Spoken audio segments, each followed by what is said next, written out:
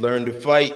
I'm your host, Manny, and today we're talking about UFC 305, Dricus Du Plessis versus Israel Adesanya. And we have a guest today as well on the Liver MMA, good dude, but putting out good content. So we're going to talk a bit about the fights and get into different things as well. So I'm going to bring him in. This is on the Liver MMA. Hello. Hey, how we doing? Doing great. How are you? Hey, I'm all good, man. Look, I'm Oh excited yeah. to be on the show. Oh yeah, definitely. So, first, who do you think is gonna win, Dricus versus Adesanya? It's a very interesting one because I see a lot of people very divided on like who would win between Dricus Du Plessis and Israel Adesanya.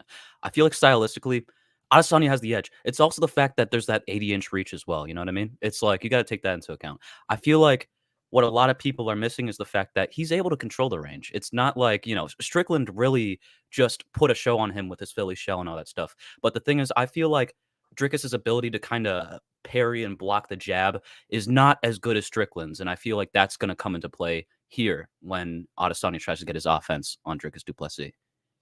Yeah, I think Adesanya's gonna go out there and smoke him real quick. I think the whole reason that Strickland was even able to beat Adesanya in the first place was because Adesanya just slayed the mountain, slayed the biggest, baddest fighter, Alex Pereira, dude that he was probably scared of and worried to fight, for the longest. And then he goes out there and he beats him, and then he goes in and he fights Sean Strickland, which Sean Strickland is a great fighter. Don't get me wrong.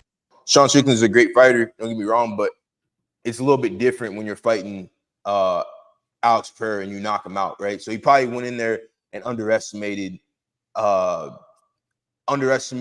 Strickland, and that's why I feel like he got his ass beat. Because as a fighter, I can tell you straight up that it's the fights that you think are going to be easy that a lot of times are the hardest fights, whether you're actually doing MMA or you're doing jiu-jitsu or you're doing whatever. So I think that's what Adesanya felt in that fight, because he was the favorite to win that fight. And I think if they rematch, he's definitely going to win that fight. But, what do you think about that fight? Honestly, well, if they rematch, well, I feel like Sean Strickland has a good chance of winning. However, because I feel like either way, regardless, Sean Strickland was able to come in with a style that Adesanya was unprepared for because Adesanya thought that he could nullify the style with his flashy kickboxing. Catch Sean Strickland was something unexpected, and that he didn't do. If you rewatch the fight, you'll see him throw a lot of body kicks, head kicks, with not a lot of setup, and then maybe try that 1-2 that he got against Alex Pereira, but then Sean Strickland would just get his Philly show and then just do that, stuff like that. I feel like the reason is, and I don't know if you've ever encountered this in your MMA career, which is actually going to go into my first question, actually. Have you ever encountered an opponent where they've made such vast improvements that watching their tape really told you nothing about what went on in the ring with them? And how do you navigate that? Nah, me personally, I've never encountered it, because the thing is, you can't take much stock in someone's tape, because there's dudes that I've trained with in the gym who have losing records, or who in their fights you don't really see much from them, but in the gym they're ridiculously good.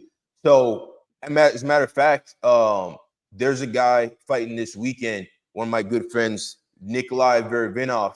The first time I ever met Nikolai, he had just moved to America, and we were sparring, and this dude is like beating everybody's ass in the gym. He's beating dudes who are world champion, famous fighters in the gym, and he's just a crazy good fighter, ridiculously strong. And, he didn't have like some crazy undefeated record when I first met him. So if you would have looked at the fights of him previously, and you would have studied those fights, and you would have thought that's the guy you're going to fight, you would have been in for a rude awakening. There's so many factors that go into fighting. There's like, even myself, some of my fights, some people will watch my fights and think I'm just a jiu-jitsu guy, I'm just a grappler. But no, I strike pretty well. Like unless you've trained with me, you really don't know half of my skill set, really how I actually fight.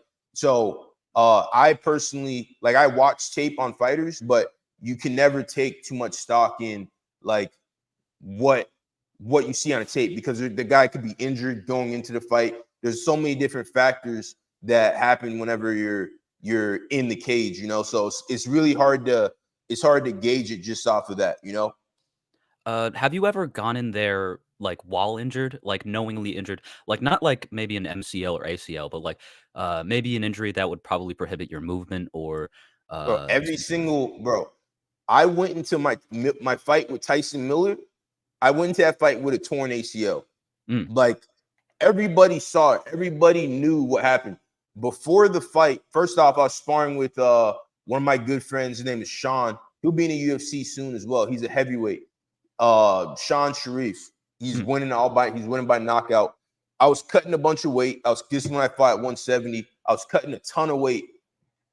And in preparation for that fight, this was probably 3 weeks before the fight. Me and Sean are sparring, whatever. My body was already weakened from the weight cut. I go into this fight, I go into the sparring. This, mind you, Sean's a heavyweight. I go into the sparring, my foot plants the wrong way. I get leg kicked, ACL, done. It hurt, huge pop. The knee buckled, crazy swelling. I'm like, but I sold so many tickets for the fight, I can't pull out of the fight because there's people coming from Missouri to California to come watch me fight. There's people coming from Vegas to come watch me fight. I sold what, $26,000 in tickets, ticket sales. This is a big fight. I'm the main event. I'm not gonna pull out. You know, that's what a lot of people don't understand about the fight game and fighters. You know, also what, before that fight, my grandma died, right? So I wasn't gonna pull out because there's just so much going into that fight. And I went into that fight with a torn ACL, torn everything, you know. My professional debut, actually, I went into that fight with a severe concussion, real bad concussion. I was training, and you know, I just poor management, poor coaching. But I had a coach where, you know, we were going super hard. At this time, I'm fighting at welterweight, mind you. I went in there. I'm sparring with this dude who's a light heavyweight. At the time, it's probably a heavyweight, actually. And it's fine, whatever. I get clipped with a shot. And then my eye swells up. So I'm like, all right, whatever, no big deal. I will be back. You know, I'll be back in the gym, not a big deal. Okay, great. Go back the next day and we spar again. The coach is like, oh, let's spar, let's go. So we spar again, and then I get hit in the eye again. Now my eye is seriously swollen. So I'm like, okay, the fight is 2 weeks away. I'm like, all right, I'm not going to spar anymore leading up to the fight. Going the next day, and then we spar again. You know, the coach is like, all right, come on, please. You're the only guy who will spar this guy. Come on, please. Get hit again in that same eye. Now my eye is out to here. I'll show you a picture of it. I actually have a picture of it somewhere. But now my eye is out to there. Like you say, like a golf ball size, something like that? Yeah, like golf ball, like Damn. broken orbital, Okay. fractured orbital bone, this type of stuff. This is Shit. my pro debut. I go home, I lay down, and I'm like, all right, I have a severe concussion, right? I never had a concussion before. Severe concussion, like head's throbbing and pounding. I'm just sitting there, I'm seeing these flashes of yellow in my eyes and stuff while I'm laying down. And then I'm just like, all right, I'm not gonna spar anymore leading up to this fight. And I'm fighting a dude who's a knockout artist as well. So that fight, I was injured. And I went into that fight, first punch. If you actually see the fight, he lands a big overhand, and you see my hands go up, because at that moment I'm like, all right, I'm fighting for my life. I'm literally fighting for my life because, for example, there's a guy, Artie Mdembo. He got knocked out twice going this was this year. He got knocked out twice in the same month going into a boxing match. He has a boxing match. He goes in the fight. He gets knocked out in the fight again, dies. So in that fight, when I'm fighting this dude who's a knockout artist, I'm like, all right, I'm literally fighting for my life here. As soon as he hit me with that shot and I felt my brain like kind of jolt, and I was like, knowing that I'm recovering from this last thing that I just got concussed from, I was like, I'm fighting for my life. So you see me go in for a takedown, and I slam this dude so hard, I'm just grounding, pounding him, and just destroying him. Basically, every fight I've went into, I've been injured pretty much. Every single fight That last fight I had, I wasn't injured. That was the only time. No, that last fight I had actually had a knee injury. I had a knee injury and I couldn't throw kicks for about a month going into that fight. So that's something that a lot of people don't realize. Like when you're fighting, the people who've never fought before, it looks easy, but trust me, it's not. And you never know what people are going through when they're going into these fights. They be going through all types of things, life issues, different things, So what about you? How'd you get into MMA? And for you guys, this is On the Liver MMA, upcoming MMA YouTuber. He's been killing it, doing this thing. So how'd you get into MMA? Hey, brother, listen. So the thing is, like, with MMA, I feel like your and I stories are vastly different because I know you did street fighting and stuff back in the day. I'm pretty sure, or you did that kind of stuff. Backyard. From what I saw, the thing is, with me, it was a little bit different because I had a few friends, like, let's say at like the 6th grade lunch table, they'd just be like, "Oh, hey, you see this guy? Oh, he knocked him out. He knocked him out." And I'm pretty sure they were mostly talking about like back in the day. What was it? It was KSI versus Logan Paul. You know what I mean? Yeah, it was back in Yeah. the day. That was, it's weird to say back in the day because it wasn't even that long ago, but for Yeah. me, it was, like, my childhood pretty much because everybody was like, "Oh, man, we're such big fans of Logan." I didn't really care, but at the same time, it was just, like, all these guys like Logan Paul, KSI, Jake Paul, everybody, were just boxing each other, and I was like, "Okay," and I kinda got invested in the scene a little bit, and then it kinda died off until I saw, like, UFC, compilations pop up into my recommended, probably because I was watching so many of these like YouTuber knockout or TKO compilations from these boxing matches, and it was the first video that I saw from it was fastest knockouts in UFC history, and the thumbnail was of course Jorge Masvidal knocking out Ben Askren with that famous flying knee, and I was like, holy shit, I gotta watch this fucking sport. Convinced my mom a few years later to buy me my first pay per view, and that was UFC 273 with Hamzat Chimaev and Gilbert Burns as the third fight, or the third to last fight, which, goddamn, you know, that shit was fucking awesome. Yeah. Damn, you're new to this game. You're new Yeah, to this game, bro. Like, yeah, yeah, yeah, dude. they I'll be honest with you. Like, the thing is, I really wanted to watch the pay per view with. I think this was 272. It was Colby Covington versus Jorge Masvidal back in the day. I really wanted to get that one, but I misunderstood how pay per views worked. So I bought UFC Fight Pass instead of the actual pay per view, and I just ended up watching the early prelims, like, just dumbfounded. I just saw Takeru Lembeka versus Tim Elliott, and then I was like, oh, okay, nothing else. yeah. I mean, the way I got into MMA was, so the first fight I ever watched was Tito Ortiz versus Ken Shamrock. This was back in like 2007. And I was in 7th grade. And I was like, these dudes are insane. I would never, ever do that in a million years. Fast forward a few years, I'm actually training with Tito Ortiz. And, it was insane because it kind of came full circle. But yeah, that was my first fight ever. Tito Ortiz, Ken Shamrock. They had a big beef. They had Tito Ortiz is basically like the original Conor McGregor. He was running his mouth, talking trash, beating people up, wrestling people.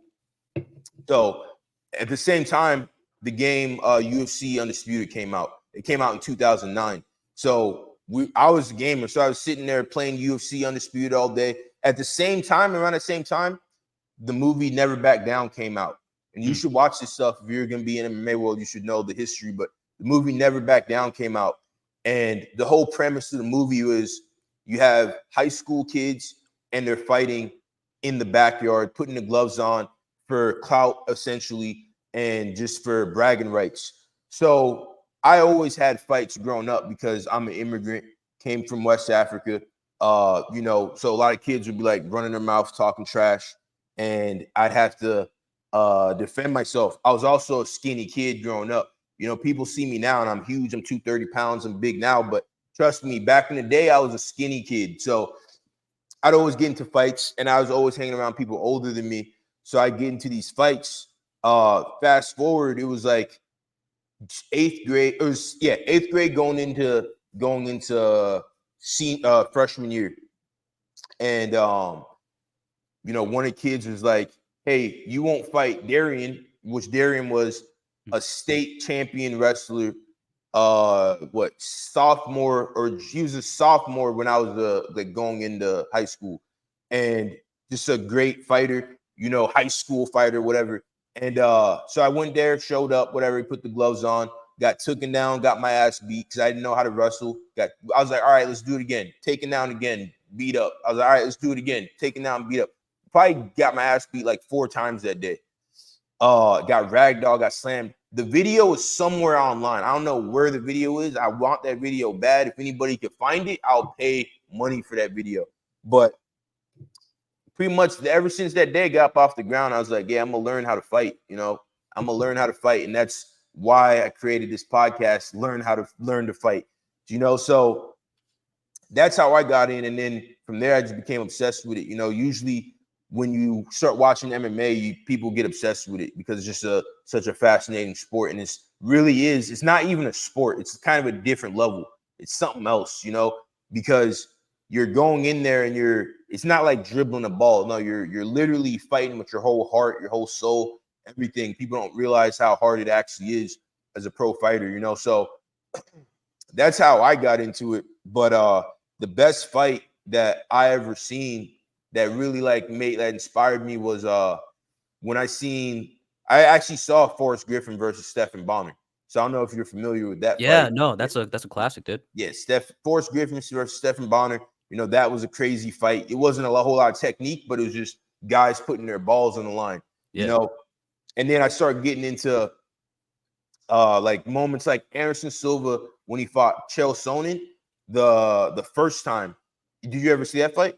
Well, parts of it. Yeah, I saw the iconic finish of the triangle choke on. Whoa, when that fight happened, when it was live, had all my buddies over. We're watching the fight. We're like in 10th grade, whatever. And Anderson's getting his ass beat the whole time. And then he comes out, gets the triangle, and everyone went ape shit. It was like, from there I just became fully on, all the way obsessed with the sport. And I never turned back, never looked back. And best decision I ever made in my life by far. So who's your favorite fighter? Brother, I'd have to probably choose Petr Yan. I've never seen a more advanced boxer in my life, in Yeah. MMA at least. The Yeah. dude, honestly, like you'll see him, he just throughout the fight, he just slowly starts to find his rhythm. No matter how you try to change it up or get a wacky style on him, he'll just try and just bite you right on the ass with his boxing. And it's unlike anything I've ever seen before. It's pretty stellar. The guy is just pretty freaking awesome, man. And also he's a small guy himself, so it just like gives me a bit of motivation to go in the gym again and train. But Yeah. I yeah. think the best boxer right now in MMA is Ilya Topuria. Mm. He is I, crazy crisp boxing. Like, honestly, in terms of, like, power and just sheer dominance at this point in time, I'd agree because the guy is just able to corner you and just beat you up, you know? Yeah. Oh, man, Yeah. what happened to 100%. the, Yeah, the camera's messing up, but still here. Just got a technical difficulties. all good, man? We're back. You got it? You got it? Uh, Hold on 1 second. Technical difficulties, guys. Yeah, here we go. Heck yeah. Yeah, There we go. we're Man's acting up back. bad. We're back. Hey. So you've never trained before in MMA? Have you ever No, I've done any trained, training? for a year, actually, or I trained for a year, actually, back when I was, like, 15 all the way till I was, like, 16. And you wanna actually hear the story why I stopped Yeah, training? yeah, a So little bit.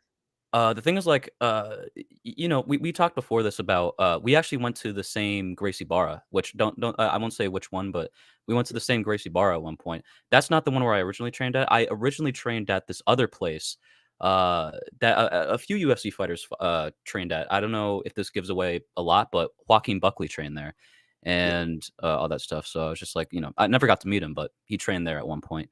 Um, and, I trained there for about a year, and then after, say that year, I was like, you know what?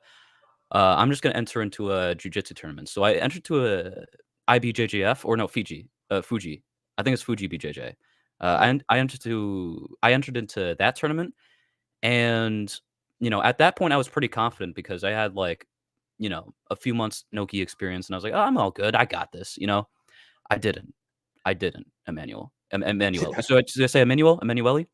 Manuel, Manueli, either one. Right, Emmanuel. Brother, let me tell you something. Because the thing is, I got to this venue, right? It was a nice venue. It was like the Olympic Center in like it's like right by like a Waffle House or like one of those Waffle Houses like out, in the middle of nowhere. But anyway, it was right by there, and the thing is, my opponent was actually some kid from Iowa that had the farmer build. He was like 7 pounds heavier than me, and the dude was just built. He came in like 10 minutes late, so we were just kind of waiting for him. And then when the bracket started, you know, I went.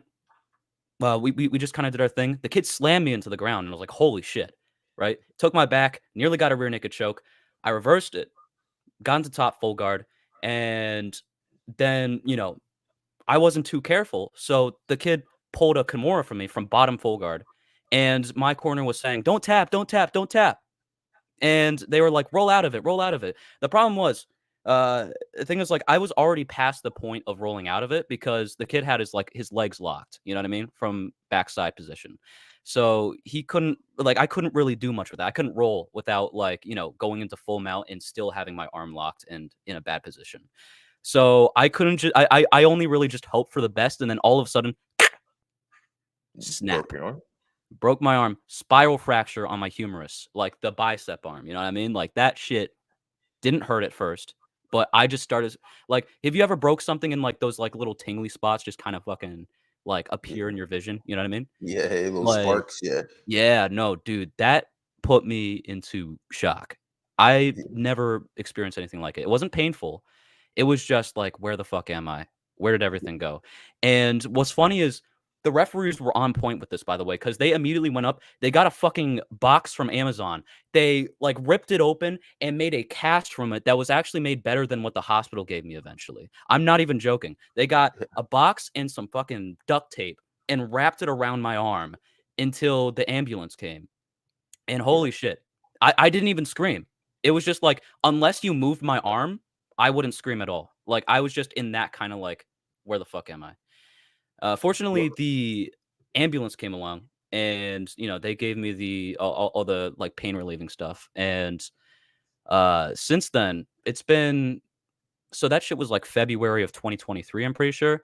It's been like a year and a half since I fully trained, and the only time I've ever really trained was to go to that Gracie Barra over down where you were talking about. And yeah, other than well, that, it took like 6 months to recover and shit, dude. It was crazy. that's you got initiated. My Yeah. first tournament, I got my arm broken as well. Oh So shit. yeah, first tournament, I was in. It was at UMSL, and it was for Naga actually. Naga. I don't even know if they do them anymore. This is back in the day, and I got I was winning the whole match, beating the dude. The guy was a skilled competitor himself. I kept taking him down. I was winning. I was up like 6-0, and then at the very last minute, or last like minute or couple seconds, maybe let's say 30 seconds, dude got my arm, and I was like, nah, I'm gonna win. I'm not gonna tap because it's over with. I got the win. And ego, of course. I was probably like 18 at the time. Fair And enough. then yeah, didn't tap, got my arm snapped.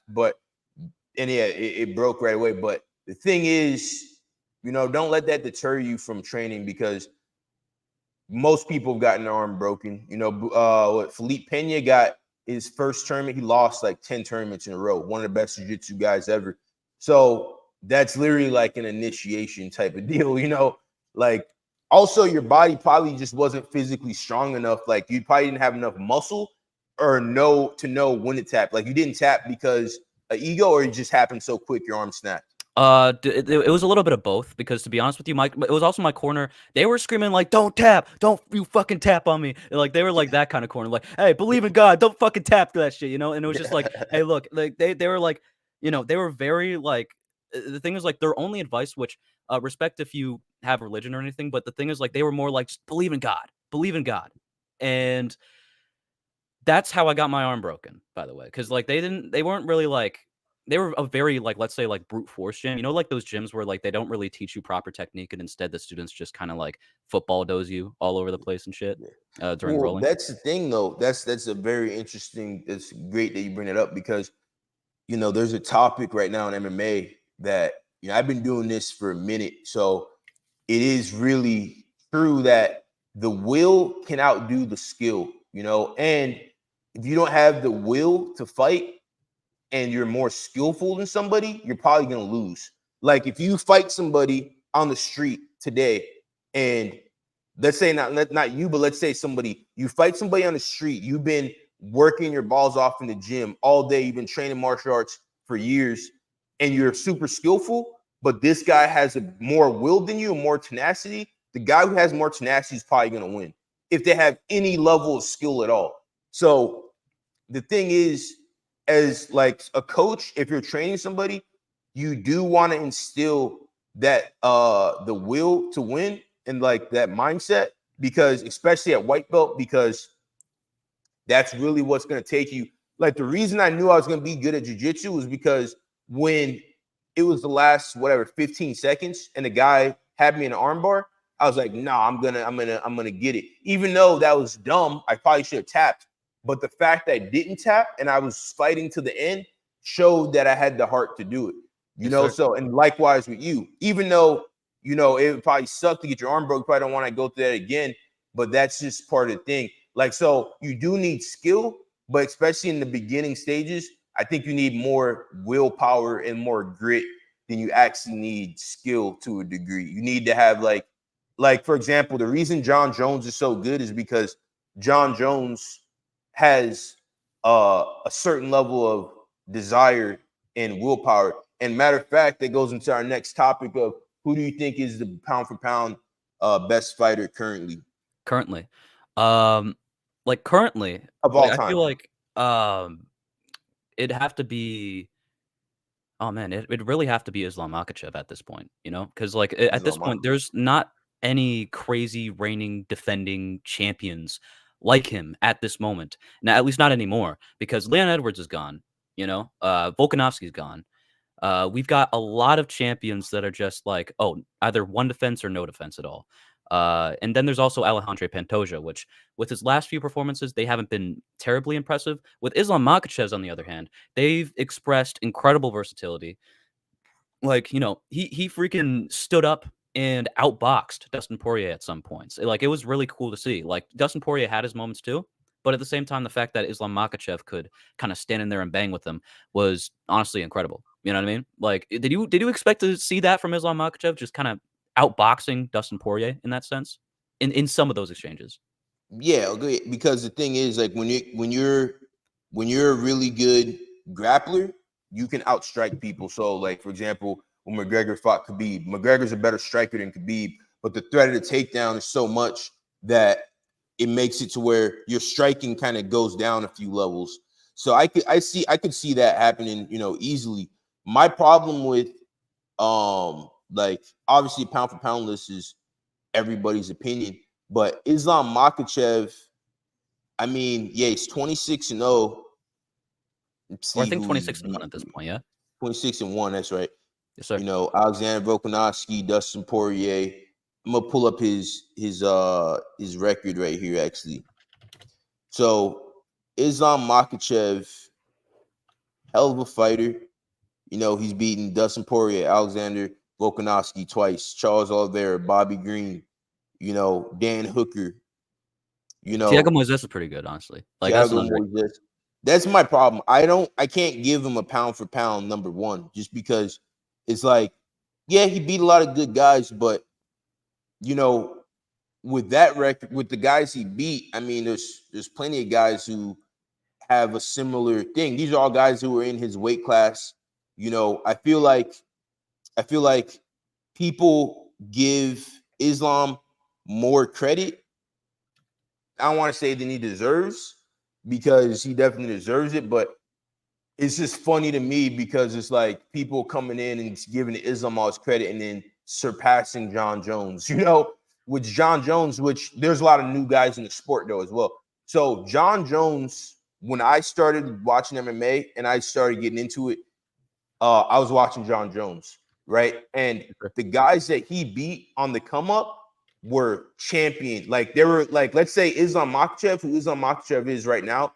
John Jones beat guys like that over and over and over again. He beat Shogun, which at the time Shogun was the John Jones of the weight class. He was the youngest champion in Pride, knocking everybody out, stomping people out, head kicking people. Just an incredible fighter. Knocked out Lyoto Machida. Never been done before. John Jones wrecks him. He goes, he beats Lyoto Machida, damn near kills him. Rampage, who was a legendary fighter as well, destroys him, dismantles him. Vitor Belfort on steroids, destroyed him. These are champion after champion after champion after champion that John Jones just wrecked. So as long as John Jones is still fighting, I don't feel like I personally can't give anybody a pound for pound ranking over John Jones, especially like Khabib's dad even said like John Jones is the best. He's like God's gift to fighting. He's the best fighter ever. Fair enough. So would you what like do to you hear think? my counter argument?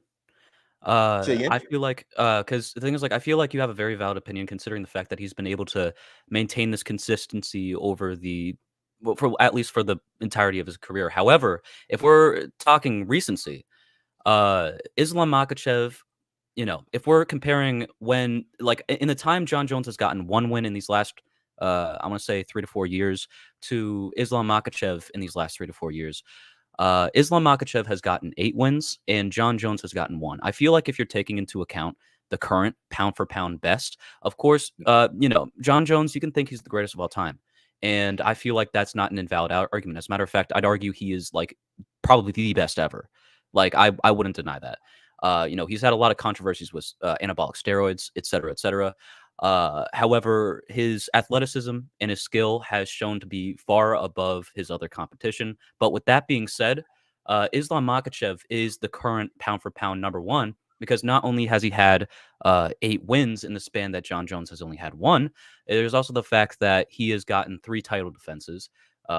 He submitted Charles Oliveira to win the title.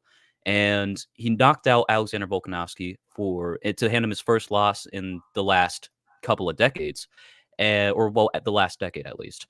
And the thing is, Alexander Volkanovski, the thing is, like, the guy was big. The guy was big. Like, he has a very short stature, a very short guy, but he's got a long reach and he's got a lot of muscle mass behind him. Like, if you were to weigh at Islam Makhachev, he'd probably weigh around 190 right now.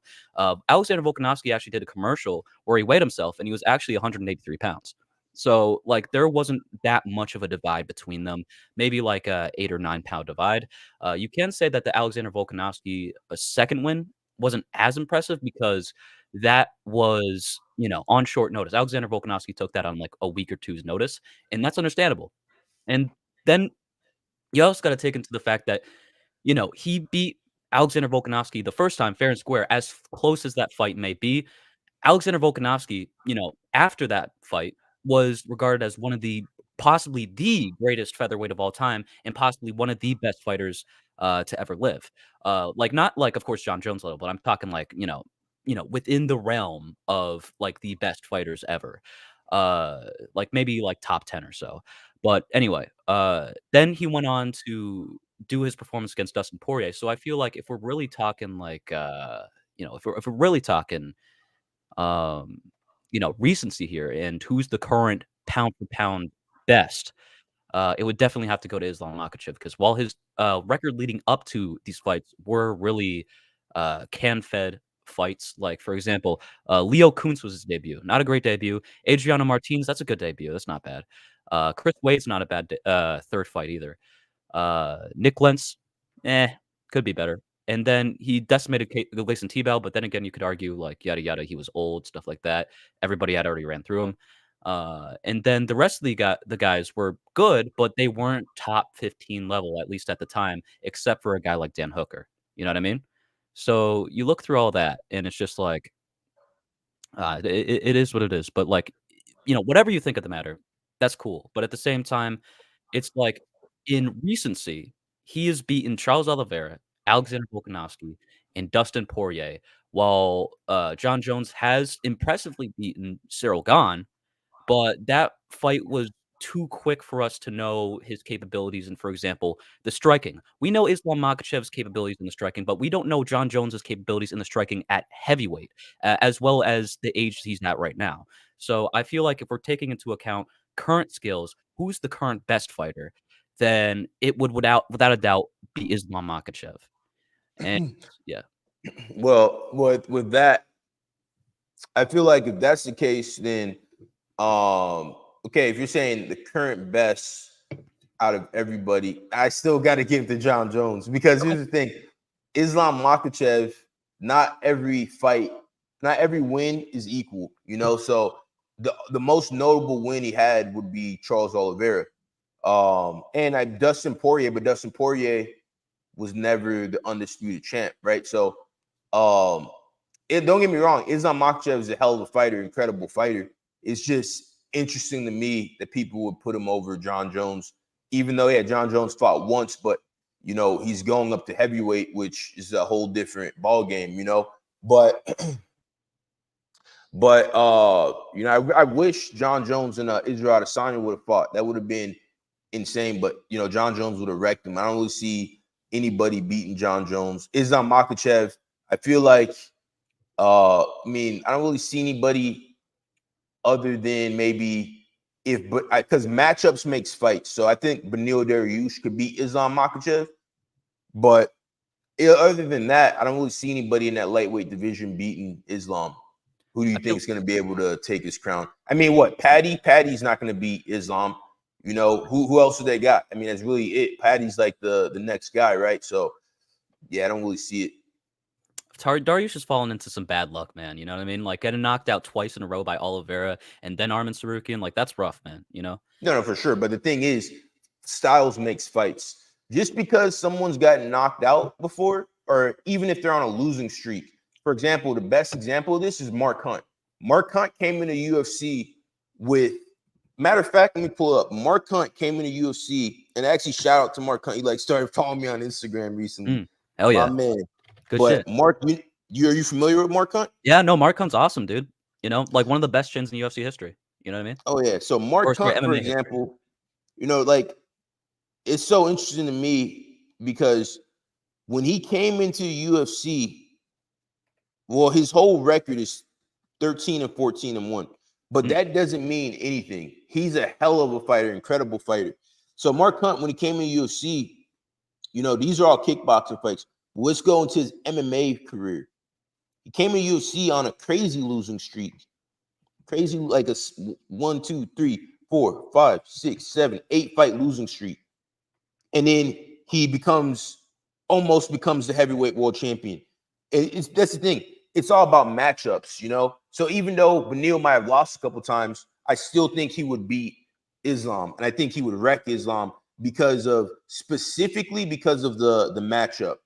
You know, I've seen Beneil work in the gym, and he's a hell of a fighter, incredible fighter. And against Islam, I think Beneil would beat Islam for sure. And that's, you can never see a fighter, especially a pro, and be like, all right, this guy's on a losing streak. You know, even Tony Ferguson, he might be on an 8-fight losing streak. He might be 40 years old, but Tony Ferguson can turn it around at any given point. You know, I think a lot of people, especially new MMA fans, they get caught up in so much of the win-loss type of vibe, and you got to look at who these guys fought. So, for example, if you look at me, my record, you know, I'm on a little skid right now. But when you look at the fights that I had, I fought Luis Francis Canelli, who no one knows who he is, right? But they're gonna know very soon. He's gonna be in the UFC momentarily, and he's like an Alex Pereira type of guy, you know. So I fought Tyson Miller, right? And Miller also, I was in the wrong weight class. Fought Tyson Miller, torn ACL. Fought Luis Francis Canelli, 1 day notice. You know, which Luis Francis Canelli is like a crazy high level striker. It's the same level of like a guy, Alex Pereira. This guy's 6'7", fighting at 170 and 185. The next fight, I believe I won that fight. You know, I think the judges got us confused, but you can never really look at a fighter's current losing streak or whatever and be like, Nah, it's over. I understand what you're saying though. Like, you don't see Islam like Beneil beating Islam. I understand that, I respect that, but me personally, I think Islam would lose to Beneil. Out of everybody I see in that top 10, I don't see Patty pulling it off. And even though that win against Bobby Green was crazy, that was an incredible win. But other than that, I mean, like, who else do they got there? You know, so what do you think? You think when fighters start losing their trash or what? No, far from it actually. But the thing is, I feel like with the improvements that Islam Makhachev has been making, and the thing is, like with Beneil Dariush, it's like it's getting more to the point where I'm assuming, whenever you're in a situation where you're contracted with something as huge as the UFC, you really don't want to lose that spot. So I feel like uh, Beneil Dariush is more looking to kind of improve his defensive maneuvers, for example, to avoid getting knocked out again. And I feel like that's gonna probably, prevent him from making any improvements with his offense. For example, with somebody like Islam Makhachev, I feel like Beneil Dariush is very like he's got a lot of power on the feet, but there's not enough setup to keep up with a guy like Islam Makhachev. I feel like if you look back at who Beneil Dariush has knocked out, for example, there was Scott Holtzman, there was I'm still who else? listening. I just Jakar got to fix Close. something real quick. Still Oh, okay, listening. gotcha. There was Jakar Close. Do you want me to pause real quick, or No, you no, we okay? keep going. We just All got right, a technical difficulties right here in the back. Just got to fix it real quick. gotcha. But We're it's all good. still audio still rolling and everything. Yes, sir. Uh, we got Jakar Close. Not bad. We got James Vick, who is known to not have the best chin in the world. But at the same time, it's like you look at Beneil Dariush against guys that can actually challenge him on the feet, like really, really, really, really badly challenge him on the feet. And you got guys like Edson Barboza who was able to time a perfect flying knee on him. Like there's so many things that Beneil Dariush has to be careful about. That sometimes with his, for example, if you look at his footwork, it's not perfect. You know what I mean? Like it's probably not the best in the division. His head movement, but when we're talking like overall punching power, I feel like that's what he's got going on, and that's what's best for him. And if he's doing striking exchanges with Islam Makhachev, I feel like Islam will be relatively comfortable staying there rather than just taking it to the ground because of his overall improvements to that part of his game. I disagree drastically. Beneil Dariush, his footwork is high level. The thing is, when you look at the fight with Edson Barboza, I mean, that was just a different time, so long ago. The guys that he beat, James Vick, he beat James Vick when James Vick was still had like a good chin and was knocking people out. So it was a different time period, but Beneil's a hell of a fighter, hell of a striker, especially. And you're saying that you feel like he would be more defensive. Nah, not at all. The whole mindset at the gym that he trains at is kill or die. Because I train there as well. So it's kill or die is the mindset. And fighters, Kings MMA fighters go out there and we're trying to kill or die. That's the mindset. There's no point fighting in Kings MMA. We're going out there to win. We're going out there to kill or die. That's the mindset. But so let's go back to the Dricus Du Plessis and Adesanya fight. All right, so I'm an African man. You're a white guy. I'm Uh, assuming. I don't know. like mixed, Exactly. mixed. Mixed. So Okay. yeah, I'm Mixed Chinese with. and I'm a lot of English, Scandinavian, Dutch, German, whatever. But Oh, mostly perfect. Chinese. Mostly Chinese. Perfect. Yeah, I can see that. So for me, when Dricus was like, all right, so let me go back. The whole time I've been watching MMA, there was never African fighters in MMA, and I would always be watching like as a kid and be like, damn, when is there going to be an African champion? When is there going to be African fighters? You know, so that was always like my dream to become the first African champ. So Kamaru Usman did that. He became the first African champ. Then Francis Ngannou came in, or then Israel Adesanya came in. Then Francis Ngannou came in, and that was like a special moment for people all over the world. especially Africans, because we had 3 African champs simultaneously when previously there was no champs coming out of Africa at all. So when Dricus came out and he's saying kind of disrespecting, the African fighters and being like, oh, I'm a real African fighter, blah, blah, blah, blah, blah, right? Even though he's a part of apartheid and he's a part, which that's not his fault, of course, but you got to have respect. There's a little bit different, it's a little something different, which I'm sure you can understand being part Chinese. You have a certain level of, no one can tell you that you're not Chinese or you don't have the right to have pride in that because you live in America. You're still in your blood. You still grew up with Chinese stuff around and all the different parts of your culture. So for me, this fight that's coming up with UFC 305 is like super important. All the Africans are like the original Africans, that the natives are like, well, we need Israel to go out there and whoop his ass. And I think we're gonna go and we're gonna see Israel be elite level, prime Israel Adesanya, better than ever before, because you know much about apartheid and all that happened with that. I'm sorry. Do you know much about like apartheid in South Africa and that whole No, thing? no. So I'm gonna pull up a little video real quick, and so we just kind of go into this. So because this fight right here is like a super important fight and it's similar to like Khabib and McGregor with the type of implications that are around it. Obviously, it's just a fight at the end of the day. Whoever wins, wins. But for the African fighters, Dricus, with the stuff he said, it's like a bigger fight. A lot of times as well, the African fighters don't get much respect. For example,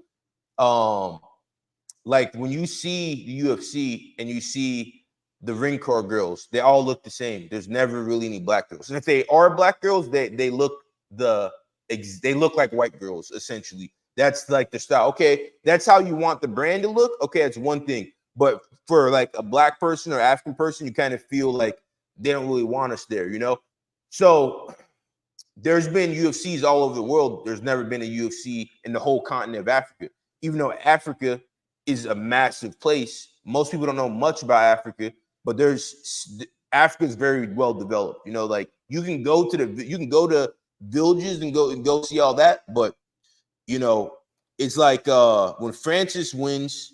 Obviously, in my opinion, Francis is the best heavyweight of all time by far because he beat Alistair Overeem, knocked him out. Junior Dos Santos knocked him out. Cain Velasquez knocked him out. Because if you've been watching MMA for a while, these guys were champions, and when they were champions, they were like the guy. They were like, damn, Cain Velasquez. No one's beating Cain Velasquez. So not only did he beat these guys, but he knocked them out. And the greatest heavyweight of all time, Stipe, he knocked him out, right? Brutally. He hasn't fought since. So you have to give Francis the greatest heavyweight of all time title, because I feel like the UFC is so good with marketing that people quickly forget of people's accomplishments, because now people are talking about Tom Aspinall. Tom Aspinall can't hold a candle to Francis Ngannou, because Francis Ngannou, he beat champion after champion after champion, knocked him out brutally. That's my opinion, but I feel like the African fighters are kind of just not really as respected. I mean, I respect Kamaru Usman, Francis Ngannou, and the thing is, like, what they've done, Kamaru Usman, I feel like he's had his brand very focused on the fact that he was not respected, but I feel like a vast majority of people respect him. Millions respect him. As a matter of fact, I respect Francis Ngannou because as a matter of fact, like, he came from Cameroon on a boat to France, and from there started training MMA, yada yada. You know the story. Built a gym in Cameroon for the future to train, and that's wonderful. Um, and the thing is, like, when approaching this entire argument with like, it's just like in general, just like as like human to human, it's more like I understand why it would be so frustrating. Somebody, Dricus Du Plessis, for example, being like, I am a African fighter fighting out of Africa. winning the championship and coming back to Africa, uh, my home, and just keeping it there. You know what I mean? And it's like the thing is like the issue is that I guess Dricus Du Plessis didn't really take into account is the fact that the problem is there is no opportunity to train in, for example, like, well, there's not as much opportunity to train in Nigeria, for example, or Cameroon. Well, until now, since Ngannou is building the gym, but the thing is, like, a lot of these African kids aren't getting the opportunities that they deserve to train MMA in their home country. And that's why you see Francis Ngannou go to France, for example. That's why you see Kamaru Usman, or well, sorry, Kamaru Usman immigrated from Nigeria to Nebraska with his family, and he was able to get the opportunities from there in the United States to train. And Adesanya, he was able to train in New Zealand and China, which pretty big places for martial arts, at least at this point now. And it's not more of a thing about, like, these champions not training in Africa. It's more just like they were never given the opportunity, and I feel like that's why everybody's so pressed on Dricus Du Plessis about it, is because he, doesn't understand that there's no outlet for them to train in Africa unless it's, for example, South Africa. South Africa is lucky enough to have those opportunities, uh, at this point in time. And Exactly. Exactly. It's but beautifully said. that being said, though, I feel like Israel Adesanya, I feel like the reason why he's a bit more disrespected in this case is because he's gone on record to be more like I guess, like, he more was just like, oh, he had more of a problem with Dricus Du Plessis' skin color in the sense. But the thing is, what what I'd say is what his ancestors did shouldn't be a burden to him as a person. I feel like what his ancestors did is absolutely abhorrent. No, no, no, Like, for if sure. you But if your ancestors did, though, I agree. He's not his ancestors, right? But the thing is, when you come from South Africa and well, first, before I even get in that, let's watch this video real quick, and then so the audience has more context, and so we'll talk about it a little bit more.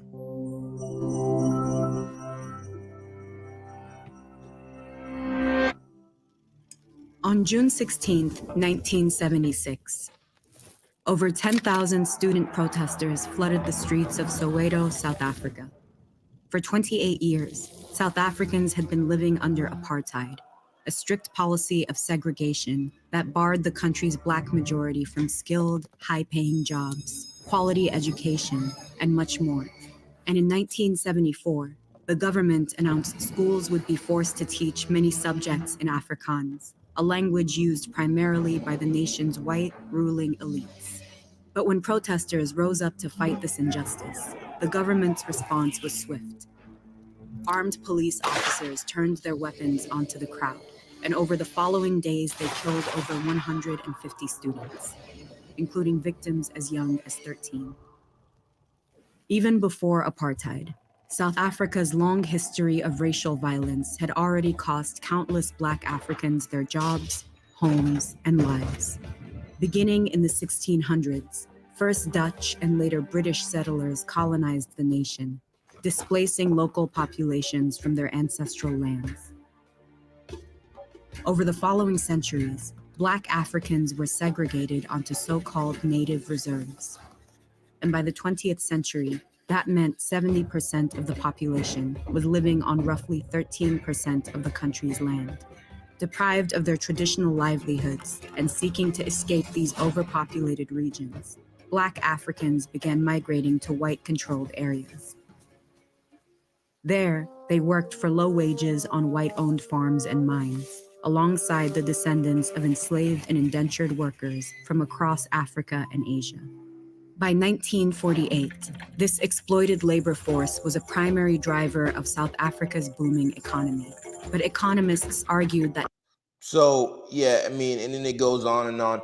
So basically, they were locking up Black, African African Aboriginal people, South Africa's. People came from France, came from Belgium, places like that. So And then there was a big fight. It's similar to what's going on with Israel and Gaza, but a little bit different. Similar, but a little bit different. So for Dricus to know that, even though he has nothing to do with that, that's his ancestors. But for him to come out and be like, I'm the real African fighter. I'm the real African fighter, blah, blah, blah. It's just crazy disrespectful.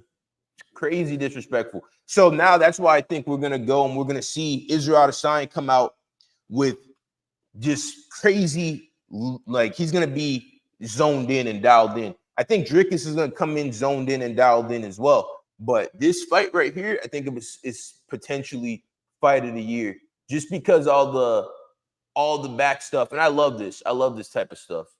You know, these types of fights are literally my favorite, you know. Then, and there is a big racial component in MMA. You know, people don't want to admit it, but as a professional fighter, I could tell you straight up that, you know, there's definitely a lot of racism in MMA, which I'm cool with it. You know, I don't really care. You know, people are gonna choose who they choose based on whatever. But, you know, what do you think as someone coming into the sport in the last few years and you're kind of thrown in and you're kind of seeing everything? Do you think there's a lot of racism in MMA? I feel like people often confuse racism with nationalism, or sorry, nationalism with racism. I feel That's like very it's more true. nationalism at this Very point true. because Very true. nationalism, you know, it exists in all sports, right? But it specifically stuff places like Brazil. Like if you see, like, you know, for example, crowds, like we can agree on this. Like, you know, you go into a Brazilian crowd, like for example, with like, oh, like which one was it? It was either UFC 301 or something like that. UFC 301. There was also UFC 283. I'm pretty sure 283. Sounds Is about that with right. Conor McGregor? No, no, no, no. That was 283. Jamal Hill and Glover Teixeira. Okay. Yeah. And basically afterwards, they didn't even stay for Glover Teixeira's retirement speech after he got beat, you know? And like they were also, you know, very, very quiet whenever an opposing country would get the finish and would just straight throw shit at them. You know what I mean? Like they threw shit at Brandon Moreno when he beat Davison Figueiredo, for example. Oh yeah, I was there And in it was actually here in California. That was in Anaheim. I was at the fight. Yeah, oh, there was a lot of Mexican fight, a lot of Mexican people there. They were really pushing for Brandon Moreno big time. oh, and I'm talking about the fourth one though. The fourth, like That was the first. yeah, yeah. But the fourth one took place in Brazil, and it got stopped due to the doctor coming in being like, "Nope," after looking at Davidson Figueiredo's eye. And Oh yeah. yeah, yeah, yeah. That was so. And the thing is, like, you can see footage of Brandon Moreno getting trash thrown at him, and everybody just going hog wild on on the guy, you know. And it's just like, it's rough, and it's also, you know, a big component of nationalism because if you look at the color of, say, like a Brazilian skin, for example, everybody's going to be different in Brazil, and it's like no matter what, whether like if they're Brazilian, then you know you got the whole country behind you against those Exactly. people, Exactly. and you know it is what it is. But That's what that's I'm saying. I train with a lot of Brazilians, right? Okay, you say it's nationalism. Here's the thing. I train with a lot of Brazilians, love the Brazilians. If you're Brazilian, you're Brazilian. Doesn't matter if you're brown, doesn't matter if you're white, doesn't matter. That's Brazilian, that's our guy. It's not the same when a black guy fights in the cage. For example, when Kamaru Usman fought Kobe Covington, they were screaming USA for Kobe Covington, right?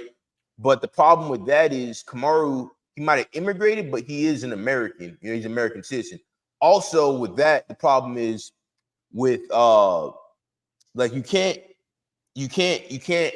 be like, you know, Kobe's more American than Usman because Kobe, first off, he's not a Native American, right? He's really what, probably Irish or he's some type of European, right? So that's my thing. In MMA, you see Jamal Hill fight, Jamal Hill fight another American. They're not really screaming for Jamal Hill as he's an American, the same way the Brazilians cheer for Brazilians. So I do feel, and obviously, I feel like America, there is obviously a big racial undertone constantly. So, you know, like for example, so I feel like there is a lot of racism in MMA, but I do feel it is what the sport's a beautiful sport, regardless. But with this fight, Israel Adesanya and Dricus, I feel it's going to be the biggest fight of the year because of the racial undertones, and people want to see this, and I want to see it. To be honest, to be frank, I want to see it. I feed into it as well, but I do understand what you're saying with the nationalism. But there is a little bit something extra because, like, what do you think, for example, with the fact that, you know, for example, okay, this is a perfect example. Rampage Jackson was a huge star. UFC never really pushed him the way they pushed Conor McGregor. For example, UFC's never pushed John Jones the way they pushed Conor McGregor. You know, UFC's never really got behind the black fighter like that. And now if Dana heard this, he'll be like, what are you talking about? That's crazy, blah, blah. But trust me, there is a difference. There is a difference. And with even the ring card girls, they all look like white girls. You know what I'm saying? Even the black ones, they kind of make them whitewashed and they look white. You know what I'm saying? What you agree with that? What do you think about that? Well, the thing is, like, I feel like I can't really comment on the ring girls part, but what I can comment on is the Rampage Jackson part. Conor McGregor came in, I want to say maybe 6 years after Rampage Jackson's prime, because Rampage Jackson in his prime was huge. Totally agreeable, 100%. Even like the things like there was even organizations like Pride pushing him before he was even in the UFC. So he was a huge, massive star in Japan. So you can't deny that he was a massive star in Japan. There's also the fact that Conor McGregor, right? He has brought a very passionate fan base from Ireland, and that translated into more of, like, for example, Boston. He fought in Boston, I think, once or twice in the UFC, and ever since then, he just kind of became a star just due to his mic presence and his meteoric rise. And at that point, the UFC had already made so much money from, for example, the names of like Rampage Jackson or Tito Ortiz, that they were able to fund a lot more money into Conor McGregor than they were able to with Rampage Jackson or Tito Ortiz, because Rampage Jackson had already been making a lot of money from, these, huge events. Like, for example, on May 29th, 2010, when he fought Rashad Evans, that pay-per-view got 1,050,000 pay-per-view buys. Now, if it were, say, like that, and that was UFC 114, by the way. It wasn't like, some special numbered card. This was just because they really wanted to see Rampage Jackson and Rashad Evans go at it. It wasn't even a title fight, and people were so enthralled. Now, given the fight didn't really go, as great as it was chalked up to be. However, it still got that 1,050,000 pay-per-view buys because the UFC were working their ass off to kind of get that in the, the mainstream I sphere. disagree. They got the million pay-per-view buys because Rampage and Rashad were going at each other, and Rampage was talking mad trash. They were on the Ultimate Fighter. They're going at it. They never promote fighters. For example, when you think of the face of the UFC, I've been watching UFC for 16, 17 years, right? So when I think of, all right, faces of the UFC, Chuck Liddell, in all these eras, Chuck Liddell, George St. Pierre, Conor McGregor. I mean, right now, the face of UFC would be Islam Makhachev, I guess. Not Islam, it would be who? Who would it even be? I kind of feel like they don't really have a face right now. It's kind of ambiguous at this point. I agree. It's definitely kind of ambiguous, but they've never promoted anybody like they promote Chuck Liddell. It will never be a black guy, right? So, for example, John Jones had Nike, all this stuff, killing it. They never were like pushing him the way they push McGregor, or they push, because they have the ability to create the stars, right? So, and it's fine. I think that's just their business model. They have a certain fan base and they want to push it to that fan base. I understand that. But even like Kamaru Usman doesn't get the respect that someone like GSP does, even from the fans. Even though Kamaru Usman is better than GSP and he beat his records, he doesn't get. What you say? Oh, sorry. I just wanted to say that I disagree, just on a personal level, because it's more like, you can argue like the era by era argument, because it's like, look, I understand, Kamaru Usman's era is arguably much more difficult than the one George St. Pierre fought in, and given that's a good argument, right? But the problem is George St. Pierre was fighting the guys at the time that were also on like these huge win streaks as well, tearing the guys in the division that we would have thought to be like lower level than usual. The people that George St. Pierre fought are the reason why the division is as competitive as it is today. They set the landmark for who is like the best in the division. Like, for example, John Fitch was on a tear back in the day, right? And George St. Pierre absolutely decimated him. And afterwards, he continued to go on to a tear, beating guys like, for example, not the best guys, but, the guys that were on a roll. Like, you can't tell me like Thiago Alves back in the day was incredible. Eric Silva was on the come up. He had a draw with BJ Penn after he knocked out Matt Hughes, right? And it's just like, that was like after fighting George St. Pierre. And before, I think John Fitch had something like a 14-fight win streak in and out of the UFC. So that wasn't something to really, take out of account. And then he also, beat a lot of guys like Matt Hughes twice. He eventually lost to Matt Serra, which huge upset win, but, he was able to dominate Matt Serra in, their last fight.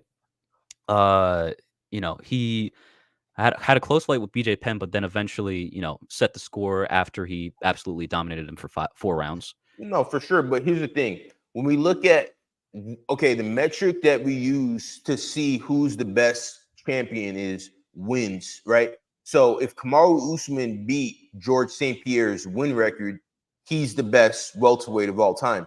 But when you go on YouTube or you go on these different MMA sites and they say, all right, who's the best welterweight of all time? They're going to say George St. Pierre. They don't give Kamaru the respect. Why is that? Even though Kamaru beat guys better than George St. Pierre and Kamaru is on a bigger win streak. I understand what you're saying. George St. Pierre is a pioneer. I, take a lot of George St. Pierre's game myself.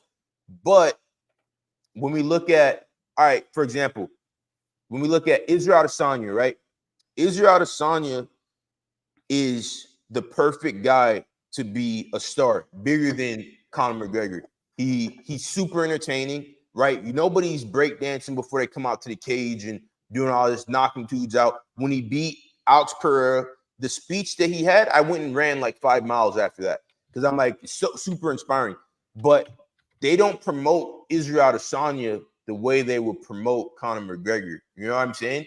Yes, It's and like, I wouldn't say that's because Conor McGregor was kind of his own thing. He was, in that sense, he was different. You know what I mean? I feel like you could say whatever you want about Israel Adesanya, but you can't say that he had the same exact poise as Conor McGregor did on the microphone. Like Conor McGregor's mic presence was different, and at the same time, he also did something different with his game as well. He was the very first double champion in the UFC, and that got him no. Wait. So no, where we got to stop right there. He was not a double champion because here's the thing, right? It pisses me off because it's like the UFC, I love the UFC, but they kind of manipulate the way they do things in a way. So how is Conor McGregor a double champion if he beat Jose Aldo? He didn't fight for about 2 years, but they're like, oh, you're still a champion. Then he goes, he fights at 155. He absolutely decimates Eddie Alvarez. But you can't really say he's a double champion then because he was a champion. Then he went up to the next weight class. He left that belt behind, didn't fight for 2 years, mind you. That's why Tony Ferguson, he didn't fight for 2 years at 145, right? He held up the division. So how is he the champ? You know what I'm saying? You can't really give him a double champ. I believe they give him that title because they use that for marketing, but because he's not a double champ. A double champ would be Alex Pereira winning the belt, going up to 205, winning, going back down. BJ Penn was a double champ. BJ Penn was fighting both weight classes, or Amanda Nunes, that's a double champ. Conor McGregor was never a double champ. You know what I'm saying? I have like a huge, I feel like because they do this with a lot of different things, it's like very subtle manipulation of the history books because like how are you a double champ if you didn't fight? You fought, you beat Jose Aldo, incredible win, but you didn't fight for 2 years. And he fought Eddie Alvarez 11 months after that. I'm pretty sure. It was 11 months? You Yep. for sure on that? I'm pretty sure. I'm pretty sure because he fought Eddie Alvarez on November of 2016, and he beat Jose Aldo, I believe, on December 12th, 2015. So he actually took 11 months. And in between, the reason why he didn't fight for the lightweight championship earlier is because Rafael dos Anjos pulled out from their original bout and was replaced with Nate Diaz. That's why the Nate Diaz rivalry even happened in the first place. And Yeah, so but still, that still you puts. can So he argue should have that he vacated the didn't belt. earn it. You can argue that he Should didn't have earn it. vacated the belt. But No, he either definitely way, earned it. He earned it for sure. But to like the double champ thing, I don't really feel like he's a double champ because you fought Jose Aldo, right, in December 12th, like you said, and then you didn't fight. You fought Eddie Alvarez in 2016. That's almost a year later, 11 months, whatever. well, do you That's understand why it was kind of hindered though? Like you understand why it was kind of set no. it back? This is all I do. I watch MMA. I've watched more MMA than probably 99% of people on earth. This is literally all I've ever done for my whole life. The thing is, he's not a double champ because in the same amount of time, Israel Adesanya has defended his belt when he was in his prime like 3 times, right? In the same time, Alex Pereira has fought and defended the 205 belt. Alex Pereira, he's defended the 205 belt, right? Yes, he's defended the Yeah, he 205 defended belt. the 205 belt. So it's like for me, it's like I can't really call him a double champ. You know, he like don't get me wrong, he's 1 and 2 weight classes, but the whole simultaneous double champ thing is just not true because in the same amount of time that Conor McGregor took to fight Eddie Alvarez, everyone was shitting on Francis Ngannou for not fighting and saying that he should vacate the belt when your camera kind of I'm still here. It's just it's all good. technical difficulties. They're saying that he should vacate the belt when Francis. Oh shit. I don't think I can hear you anymore, man. Hold up. Let me fix that real quick. Oh yeah, no, hold on. It's my problem. It's my problem. Hello? Where is it? I don't know. There it is. All right, there we You go. hear me now? Yes, sir. Yeah. So in the same amount of time, Francis Ngannou, when he was injured, right? The UFC is like, oh, he needs to vacate the belt. But Conor McGregor, all right, almost 12 months. He's still the champ. He's a double champ, right? It's just kind of shout out to Omen. Izzy's a huge star, that most definitely. But it's just like I don't know, man. For me, I feel like they pick and choose, and which is just the nature of humans. But I feel like they pick and choose, and McGregor wasn't really a true double champ like that. You know, he's a double champ in weight classes, but to say he's simultaneously a double champ is kind of like, you know what I'm saying? Well, yeah, I feel like I get the sentiment. However, it's more like I feel like if we're talking like the overall semantics, like kind of what led up to everything is like, a lot of instances, like for example, the Nate Diaz rivalry was kind of out of his control because not only did he lose to Nate Diaz, he had to avenge that rivalry. And then eventually he got to the lightweight title because he was already slated to face Rafael dos Anjos. And it was just like, I believe that was actually around, let me just get my facts straight before anything else. Because the thing is, like, he was slated to fight, for example. I got it right here. Yeah. So Okay, thank you. Conor McGregor. He fought Jose Aldo December. Then he fought. He was supposed to fight Rafael dos Anjos in February. Injury. He fought Nate Diaz. Lost. Then couple months he fought Nate Diaz. Canceled bout Nate Diaz in August, and then he fought Eddie Alvarez. All right, so that's fair. I see what you're saying. That's fair, but still, it's kind of like I get it. You know, it's just how the luck of the draw went. And if he could have, he probably would have defended the belt. But I don't know. Maybe I'm just being bitter. Maybe that's just me. But Fair enough. I mean, feel like, like that's the part of being a sport. That's the most fun thing about being a sports fan is you can just be however bitter you want about stuff. And hey, look, everybody will be just as bitter as you at the end of the day. You know what I mean? That's the yeah, great thing about it. It's the great thing about yeah. it. All the McGregor fanboys, you guys can go talk trash and be like, oh, you're gonna get knocked out your next fight, and blah blah blah blah blah. So, do you ever see yourself getting back to training, or are you're just retired from training, or what? No, I'm not completely counting out training. I feel like training, it's very taxing. However, I feel like it's worth it in the sense that, it makes you, it makes you more durable. I guess in that sense, it makes you more, you know, I guess mobile, and it just makes you overall feel better about not just your body but also uh how you're able to move around, just not make you feel as awkward as you would be if you were, say, very out of shape, for example, right? Because, like, do you ever get like is there ever a time, like, after camps, for example, where you just get incredibly bloated and it's just like, like you Oh you, you yeah, celebrate a little bit definitely too right much? now. I mean, Oh, I'm right in now. shape. I'm always in shape. Don't get Hmm, me wrong. I'm always in yeah. shape, but I'm getting back in shape right now. Like, yeah, Hey, there we go. Fair enough. I'm still in shape, but yeah, I mean, like after one of my fights, after I fought Luis Francis Canelli, actually, matter of fact, but after I fought Tyson Miller, I was injured. I couldn't run. I couldn't really do anything because my knee was so jacked up. So I was kicking back, eating as if I was still training 3-4 times a day. So I actually got kind of fat for that fight. And so then I got the call about what I got the call like 6 weeks before the Luis Francis Canelli fight. And I'm kind of like just hanging out. I'm kind of bored. I'm not really motivated to train. I'm just like, I need something to get me out of bed and need something to motivate me. I get the call. All right, we want you to fight this guy. When is it? 6 weeks? Great. All right. Can you do 170? Yeah, I can do 170. All right. Great. I didn't know if Wait, I could hold do up. I was weighing 220 at the time.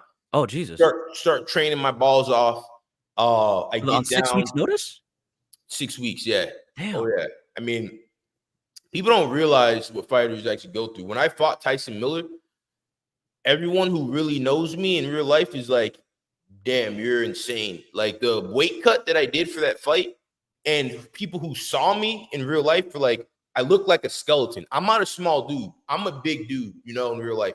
And so going into that fight, I already knew if I get touched, I'm probably gonna go down because your brain's lasting to hydrate.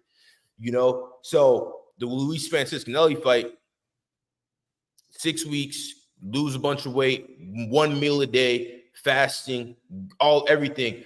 Finally, the fight week comes. I'm cutting weight, all this stuff. I cut weight the day before the fight, and I'm like, my heart is like doing weird stuff. So when you're super dehydrated, your heart will start to like beat weird, and a lot of stuff will start to go on. So if I would have kept cutting weight, I would have probably died for that fight, legit. And so we fight at 185, but I drained myself so badly to get to 185 that when I was rehydrating, my body's like shaking and stuff. The opponent switched. I was supposed to fight a different guy. I don't even remember the dude's name. I would have absolutely destroyed and wrecked that dude, but ended up fighting Luis. Go in. There's another fighter who had a similar type of weight cut. He didn't even make it to the fight. He was drained so bad. Literally, the worst part about fighting is weight cutting. If I can go in there, fight all day, no problem. It's the weight cut that makes you not want to even fight because it's like, damn, I got to go through that again. Like, you know what I'm saying? So that's why I'm like going up weight. Right now, I'm 230 pounds. And I'm fighting at 205 now. And I feel way better, way stronger, way healthier. When you're younger, when I was younger, when I was 21, 23, 24, 25, it wasn't really a big deal to cut down to that weight because I didn't have as much muscle. I didn't start getting my man muscles yet.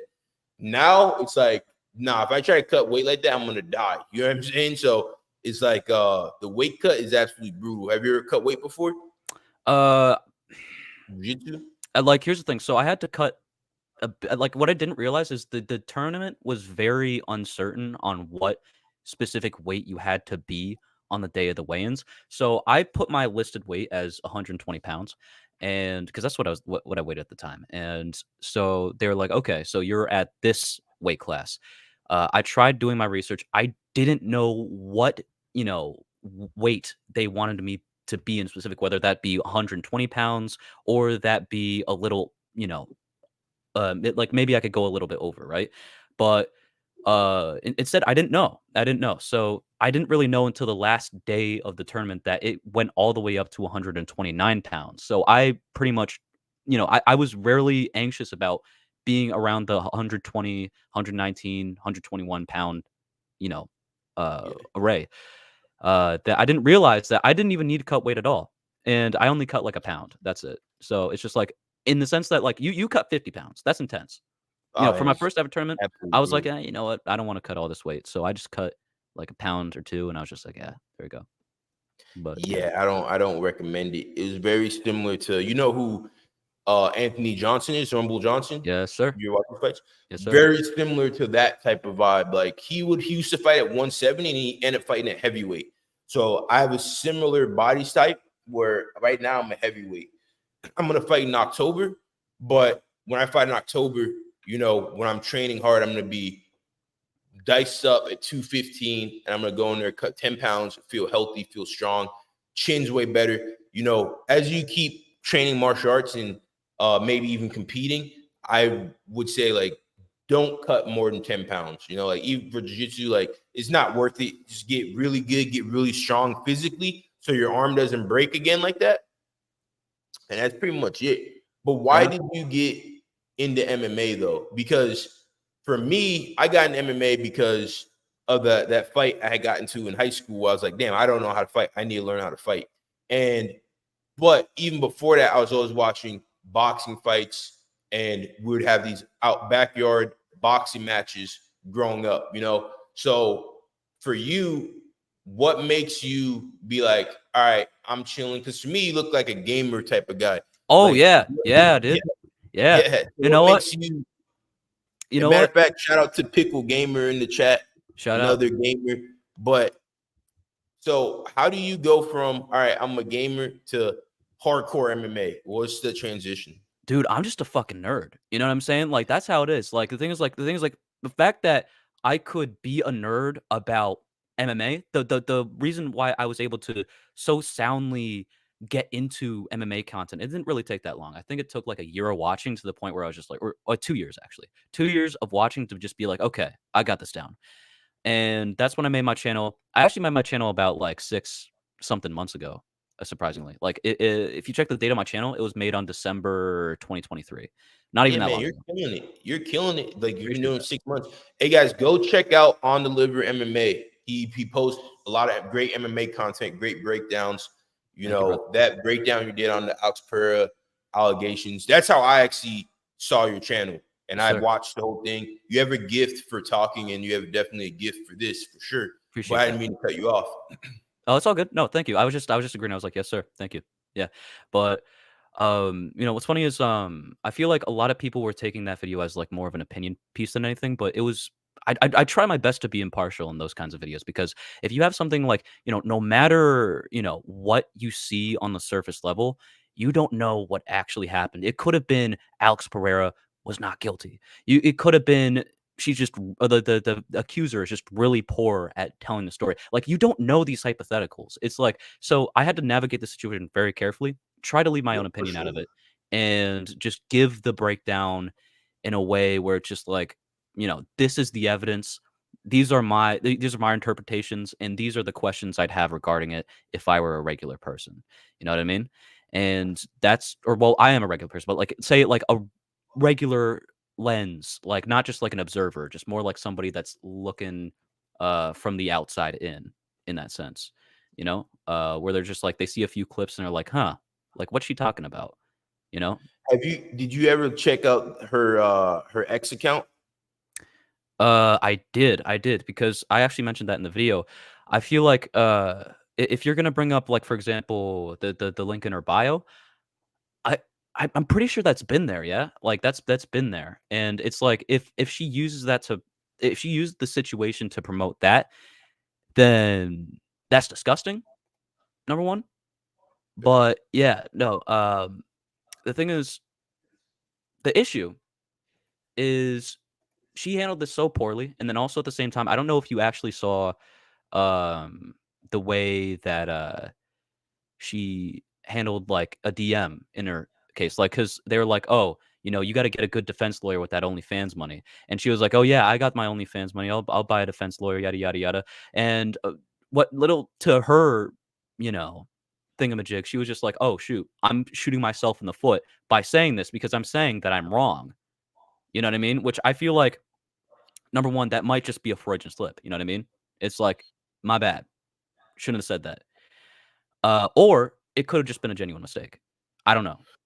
So for me, the way I approach it is, and I've dealt with a lot of chicks, and the type of girl, when I look at the X account, how it's very telling when, because you could say, oh, I'm just promoting my OnlyFans, whatever, but to a degree, that is how you think as well. I used to date a cam girl, and the way that she's like the girl who specifically framed out for her, in my opinion, the way she's like, if you just go through her whole history, how she thinks and the content that's on there is like, there's no way I could ever believe this chick, because it's just like, there's just no evidence. Why didn't you file a police report? Just okay. So she's also fake crying. I know when girls are fake crying. It's just, if she's lying, she should get like some type of jail time or defamation case or something. If You she's know what I lying. think it should be though?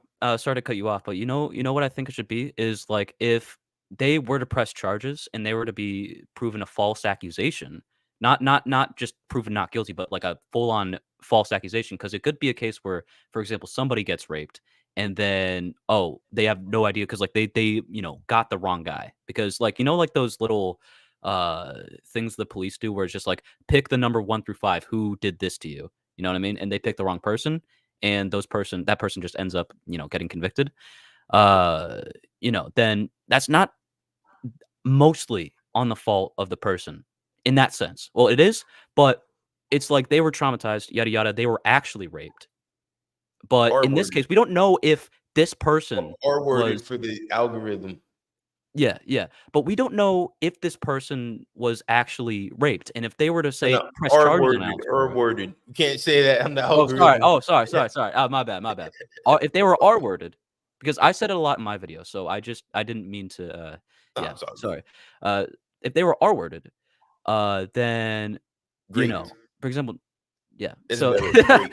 I've already said it, so it's like but if that already happened to them, then at that point, it's just it's like, why haven't you filed a Well, police report? Like, why haven't you done there that? was a girl who said a dude raped her because she didn't like how the guy looked. This is a true story.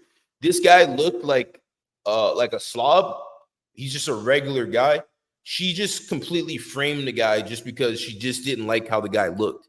And this guy sat in jail for 30 days. Yo, no And fucking way. that's like insane. And now she's going through, like, she's getting charged, but the charge is nothing like, what that guy has to go through.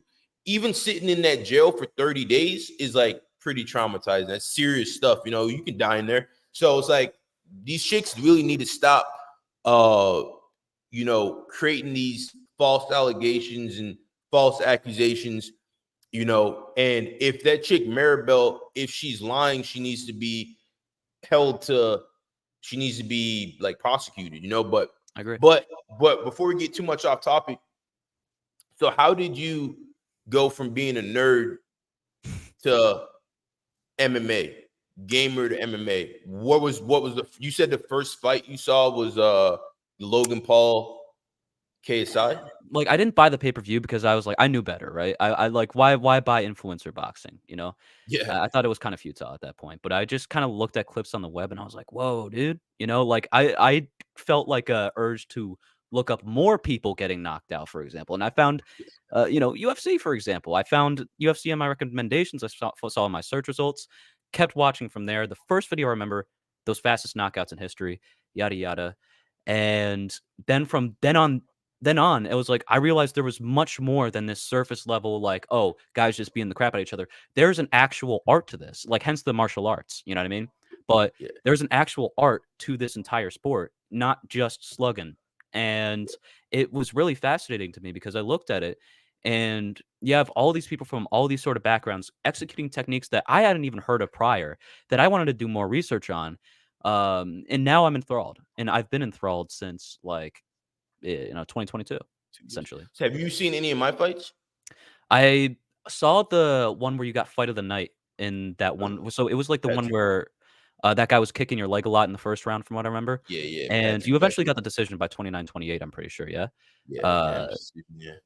and what something Yes. I never saw before, by the way, was that promotion actually, or well, you know this because you were there, but that promotion did like a fight of the night ceremony. You know what I mean? Like that Yeah. was interesting. What did you? So my question is, if it's not too much of a personal question, how much was the incentive for the fight of the night? Like how much did they I give you? mean, I'm an open book. So for that fight, I think I made about what 6,000 something like that. Mm, So the thing is with that fight, I didn't even get paid all my money because when me and the dude we fought, there was throwing money into the ring. And I was so like on cloud nine and like I didn't even go and get my money. So there was probably maybe like another $1,000 that got thrown into the ring that I just didn't even know about. And I just kind of like walked off.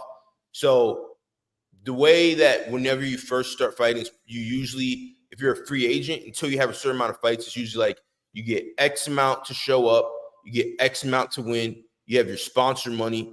And then in that scenario, there was actually even more money for like a fight of a night. So I literally didn't even get my bonus. I got my win bonus, but I didn't get my extra bonus mm. because I had people all over, it was a crazy time. I sold the show out, all this stuff. And there was probably a good $1,000 that was thrown in the ring that I just never got. And I don't know, they probably just kept it like legit, So if you ever fight in Fight Club OC, for anybody out there, if you have a good fight, make sure you get that money they throw in the ring afterwards. Because that's just straight from the supporters. Like they love your fight, Have you like secretly want to have an MMA fight, don't you? Me? Yeah. Yeah, I've always wanted to do an MMA fight. Well, the problem is I don't like getting hit. That's the main problem. Is the thing is like that's something I gotta muster up the courage to do. But the thing is like whenever I like really engage in like light sparring, for example, like at the gym I trained at, it was just kind of like I'd sit down and be like, oh, this sucks. You know what I mean? It'd just be more like my nose would hurt. It'd just be like fucking like it is what it is. But like at the same time, it's like I don't want to do this 2 times a week. That would be rough because I think I did it like a total of like 3 or 4 times, and it's just like, eh, you know? That's the thing. When you start, it's your body's changing. When you start, it's like, you're getting beat up, whatever, your nose hurts, your head hurts. But over this process, which I'm sure you saw, you might roll with somebody or spar somebody and they feel different. Like their body, their bones, everything actually literally feels different. Through this process, you become hardened and you can become way, way stronger. It would only take like 5 years. But for you should for sure have like maybe an amateur match at some point, start working out. If you're a nerd, that's actually the best base to become a fighter because, You got Corey like I'm Sandhagen, a you got nerd as Dominic well. Cruz. What'd you say? You got like Corey Sandhagen, Dominic Cruz, all those guys, like Exactly. Rich Franklin. Exactly. Yeah, Exactly. I'm a nerd as well. Like before I was doing MMA, I was on Call of Duty just playing all day, wrecking people, fair enough. If you have the mindset to like sit there and play video games all day and get really good at video games, it's literally the exact same thing. When you're doing MMA, it's a game. So like when you're sparring people, like I might throw a jab and I throw a double jab cross. Now I'm gonna step off to the side, double jab cross hook. I'm setting all these moves up. I might fake the head kick here, go here.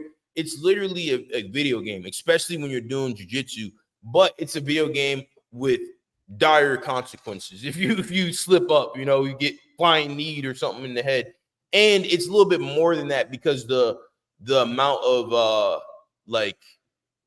the psychological toll that it takes when you lose, also to lose and come back or lose and come back.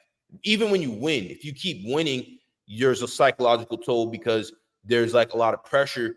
But then also if you lose, there's a bunch of pressure. But it's just a weird thing. It's like a love-hate type of thing, but it's something that I'm addicted to for sure. I'm addicted to the game, Heck yeah. This From is the the first game, time I got MMA. my ass whooped. Was Heck yeah. it? The game, MMA. There we go. Yeah, the game. Yes, sir. Exactly. So, yeah, man. So you're. Oh, let me see here. I got another question for you. What's up? So, have you ever actually been in a fight before, like an actual fist fight? Ooh, like, you know what? It was like, it was kind of like a joke at first, but like this is the first time I've ever actually like won a fight. Like, I can't even say that because it was like, it was like a goof fight turned serious with one of the homies. So it was just like, this was way back in 6th grade though, so it's like no bragging rights or anything, but I'll just straight up tell you what happened. So it was basically like, my friend Michael, we were messing around, we were walking back from school, and this man, he's just trying to like beat me up, trying to wrestle me. I was like, nah, bro. And then, I was like, hey, yo, enough. So like I elbow him right in the fucking liver. And by the way, that's not where I got my name, but I elbowed him right on the liver. Fucking like, like the back elbow, like boom, like right on the fucking thing. And he kind of went down, and I kind of just like walked away because I was like, yeah, no, I don't want to deal with your shit anymore, man. Because I was just like, no. And like, to be fair, on any other given day, he would have beaten me up. But I just got that one lucky shot in, right to the elbow, like right to the liver. Boom. And, it just went to the floor. And he actually told me, he texted me, he was like, bruh, like that shot straight up made me cough up blood. I was like, God damn. No, I kind of felt bad at that point because I didn't want to hurt the guy. Right. That's a brutal shot. Like, Brutal that's a shot. bad shot, just coughing up blood. Yeah, bro. Especially considering that, like, that's my actual friend, bro. Shout out to Michael, by the way. He's going into like he's got a few scholarships on his way for college and stuff like Nice, that. So, nice. he's doing his thing. So then why liver MMA then? Where'd you get that name from? You want me to be Oh, honest cool. with you, man? Like, let me tell you something. Or, well, I've already said, well, you want me to be honest with you, man? But like, trust me, like that's just like a, weird speech pattern. Anyway, the thing is, it was more just like I thought to myself one day when trying to, I was with my friend and I was like, dude, what fucking name do I pick? And I was just like, we were coursing through names and stuff, and then all of a sudden I just hit with like a on the liver MMA. I was like, oh fuck it, why not? Because it's like takes that hit you as hard as a body shot, stuff like that. That's kind of be the tagline, and that was never the tagline, but that was the idea. And I was like, okay, yeah, no, I can roll with this. And then with that added backstory that I just told you, that's a coincidence, by the way, but that happened too. So it's pretty cool. But it was kind of like, I could have just said like, oh, this came out of a random name generator and stuff like that. But I just thought of it on a whim, and yeah. Yeah. Oh, I feel you. Yeah. Yeah, I yeah. mean, my first fight I ever got into was first fight. I was probably about, well, first off, first fight. If so, people who know me in real life, I got a scar on I have scars all over my face, but I have one on my cheek that's big. I got it when I was about like 2 years old. So I was back in Africa, and I don't know, I got into it with one of my cousins or something. So like just some kids messing around, got scratched, and it literally cut deep into my thing. Oh But shit. that was when I was 2 years old, So I was like, there's actually a picture of me when I was a kid, little kid, and you can just tell I'm ready to fight, So I feel like I was born to fight, I feel like it's something that kind of has always called to me in a very weird way, but I don't know, man. And then, growing up, I was just constantly getting into fights, not because I'm out here super aggressive or anything. It was just the fact that me being a small guy, skinny guy, people being a nerdy kid playing video games, people would be like, all right, I'm gonna fight that guy because I can build a name off of him because he's, X, Y, and Z. So I was kind of forced into the fighting in a way. And in a weird way, it's just like I always watched Dragon Ball Z, I always watched anime, I always watched martial arts fight shows, even before I really knew what it was. I feel like it was in a weird way destiny, But what do you think about? So I don't know if you watch boxing or not, but so boxing is the most dangerous sport in as far as MMA, like fight sports. Boxing is the most dangerous. So Arguably, yeah. a lot of people Because die in boxing. yes, Like sir. since the beginning of boxing till now, I believe it's been about over 3,000 people who died in boxing. Every year, there's at least like 3 or 4 people who die in boxing. So in the UFC, nobody's ever died yet. Because regulations, stuff like that, they do a really good job. You can tap out. In MMA, people have died. Typically, it's from the weight cut, brutal weight cuts, and then you go into a fight, you get hit, things go left. But do you worry that whenever you compete again, or if you ever have MMA fight, do you think like, dang, I could die in here? Or does it go in the back of your mind like you got your arm snapped in half? You don't want to have that happen again? No, sir. And the reason why is because I feel like I like if you look at it in the perspective of like a lightning strike, for example, the reason why I haven't done it is because I just haven't gotten the time to do it in that way. You know what I mean? I've got a lot of stuff going on with school, at summer school on top of this as well, and then also visited my grandparents. But that's a side Yeah, you're tangent. grinding. The thing is, You're like, definitely grinding. yes, sir. Appreciate that, man. Like the thing is, with a lightning bolt, right? The chance of it striking you is like 1 in a million, essentially. And, the spiral fracture that I got was a 1 in a million occurrence. You don't usually get spiral fractures like that. And if I, train and I actually lock in, at least get a bit of muscle mass, then the chances of that spiral fracture happening again uh is highly unlikely. Highly unlikely, especially considering all the improvements I made. Like I'm assuming like let's say, somebody if you were to get into that armbar situation again, like you did at the Naga tournament, uh, you are at a point where you are a lot more experienced. You know how to defend an armbar better. You know how to get out of that situation where it just completely hyperextends and breaks your arm. Uh, you could like, for example, like you could probably maneuver through like a hitchhiker's escape. You could probably, I don't know, strengthen it out a little bit more because I'm assuming in that day you had a lot less muscle mass than you do now in your 30s because you're like 30, right? Just Yeah, just late turned 30s. 30. Yeah, easy, Yeah. easy. You're nearing your prime though. You're nearing your prime though, man. Oh To be yeah, I fair. feel fucking great. Hell I'm not yeah. actually because I'm in the heavier weight class, so I'll be hitting my prime when I'm like 35. Fair enough. And that's my 5-year plan. But there is a massive difference when you start turning 28 to like 30. At least from my experience, you start gaining a lot of muscle. You just get a lot of testosterone. Like you kind of feel pretty comfortable in life. Oh yeah, technical difficulties. You kind of feel pretty good in life. Like for example, I have a method. I have a method to everything I do. I have systems. I know what works, So that's why in MMA, you don't see many people become champion until they're in their 30s. It's very rare for someone to become champion before 30. We have Conor McGregor did it. We have John Jones. We have, I can't really, Dricus, I believe he was 30 or maybe 29. But Around there. yeah, it's very rare, because there's so much Adesanya to became learn. champion in his 20s, I'm pretty sure. Is that Who? well, I can probably fact check that, but I'm pretty sure maybe Adesanya, he might have just barely escaped that line because he just turned 35. No. Adesanya was old. Adesanya was 30 whenever he became champion. My bad. Adesanya's like 37 years old. Gotcha. Hold on. Let me He just look looks at, young, but he's been fighting a long time. yeah. I know Sean O'Malley is like 30 years old. Or wait. No, he was 29 when he became champ. He was like Adesanya was? just on like, dude, you were like just on the line. He was just on the line of 29. Like he was like damn near 30. Like to be fair, he was like 30 at that point, but he was 29. Oh, really? Oh, wow. Yeah. I know. How old is Adesanya now? 35.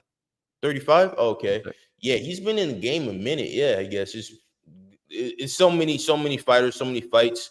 But yeah, you definitely should fight because I feel like you have the mindset for it. But real quick, let's go back to the UFC 305 fight card. Let's kind of go through it a little bit and then we'll wrap up. But Yes, a fight for Africa, Dricus versus Israel Adesanya, the champ. So right now, Israel's the favorite and Dricus is the underdog. Who do you have winning this fight? well, Wow, these are actually thinner odds than I thought they would be because I figured Adesanya would be a bigger favorite, just mostly because of his public reception and also the fact that, he has all of these other athletic and technical advantages. But I feel like the really intimidating force that is Dricus Du Plessis is influencing the odds. And I'd say that that's a reasonable take because not only can he mix in the takedown, he can also get up close, kind of like Marvin Vettori attempted to do in their fights, even though Marvin Vettori, he got completely, like in their second fight, for example, they got completely dismantled by Israel Adesanya, even with some success with like a takedown here and there. But anyway, Dricus Du Plessis What's could implement intimidating that about same exact Dricus style. to you? Sorry? You said Dricus is intimidating. What's intimidating about him to you? It's mostly like, number one, like you see a guy like him with like, he's a little bit shorter, but he has a much bigger, like bulkier build than Adesanya. Like that's relatively intimidating, especially considering the fact he's knocking out guys like Robert Whitaker with a jab, for example. Or well, not knocking him out, but like dropping him with a jab and damn near concussing him with just a jab. And then like doing all these other like crazy, freakishly athletic stuff, where it's like, yes, he has very clear holes in his game, but at the same time, that doesn't make him any less intimidating. With that being said, Israel Adesanya is still, I'd say, the more technically proficient fighter. And it's like, it's not a matter of I feel like the race thing, that's not really my forte. And you can have whatever opinion you want about it because, I'm just really just an outsider. I'm a spectator. But anyway, I'm more focusing on the fight rather than that aspect. And while I do feel like that's important in the buildup, what comes next is the actual fight and who gets the title afterwards. Israel Adesanya is, you know, a guy with an 80-inch reach.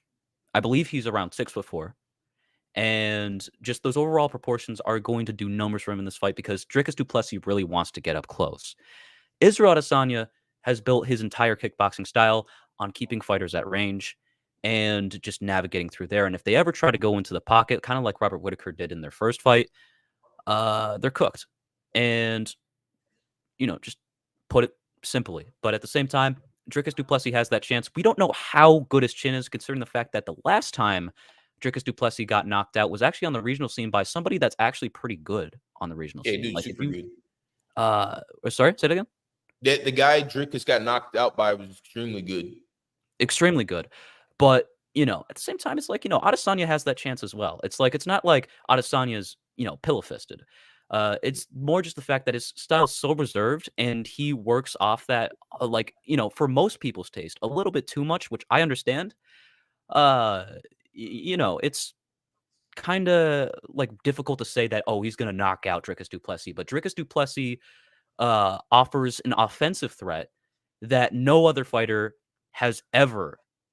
Pickled Gamer says don't drink Coca-Cola, but anyway, Yeah. uh, the thing is like, what was I even talking about? I feel like Dricus Du Plessis provides a pressure and offensive threat that no other fighter would be able to before, and he also has that potential of getting knocked out by Israel Adesanya. I mean, I feel like it's just a slightly better version of Marvin Vittori. I feel like how is Dricus? What is he gonna do? He's gonna do the same game plan he did with Strickland because Israel's faced that multiple times before. Yeah. So for me, I have to go with Israel, not just because he's an African, but I gotta go Israel. I think he's coming off that loss and he's fired up, he's motivated, he's a hell of a striker. There's also something to be said about when somebody is a very high level striker. I'm talking that glory level kickboxing and champion kickboxing. Like someone, have you Cedric Dambe? Have you seen him? Yeah, of course. It's like Cedric Dambe, Adesanya, Alex Pereira, Jorginho Rozenstruik. These guys who have that really high level of kickboxing have such an advantage in MMA because that's just that's what you see with Alex Pereira. It's gonna be very hard to beat that guy. Maybe Uncle Live could beat him, but I don't think so. But so when we seen in MMA, the moment African fighters got in MMA, we had 3 champions simultaneously. I feel like I went to Africa back in 2017. I went to Togo. there was a lot of guys there that were ridiculously jacked, super athlete, like damn near superhuman, who don't work out, don't go to the gym, they just live their life. Once the UFC builds their Africa PI and these African fighters start coming over, I think you're going to see a lot of African champions. Dricus currently is the only African champion in the roster right now. We got 2 Africans going for the belt right now. But what do you think about that? You think when these African fighters start coming in, we're going to just see like just a whole nother thing? Or you think we're ever going to see multiple simultaneous African champions like we've seen with the 3 champs previously? I think that not only is Africa proven to be rich in talent, but I also feel like at the same time, there are over 1 billion people in Africa, and that is said to have a lot of people with untapped potential in there that are working very hard. Like, for example, if you see, like, Francis Ngannou's story, he had to work in, correct me if I'm wrong, either the salt mines or the gold mines, one of the two. Which one? He had to work in the sand mines. Sand mines, gotcha. Like that, sand mines, yeah. And that, that kind of labor, uh, especially really helped him kind of catapult into the scene, especially considering the fact that from that, he gained that freak strength and that freak power. And I feel like if we're able to, embed that sort of work ethic into MMA for a lot of the African youth, then, we're definitely going to see a lot of talent. We're definitely going to see a lot of talent.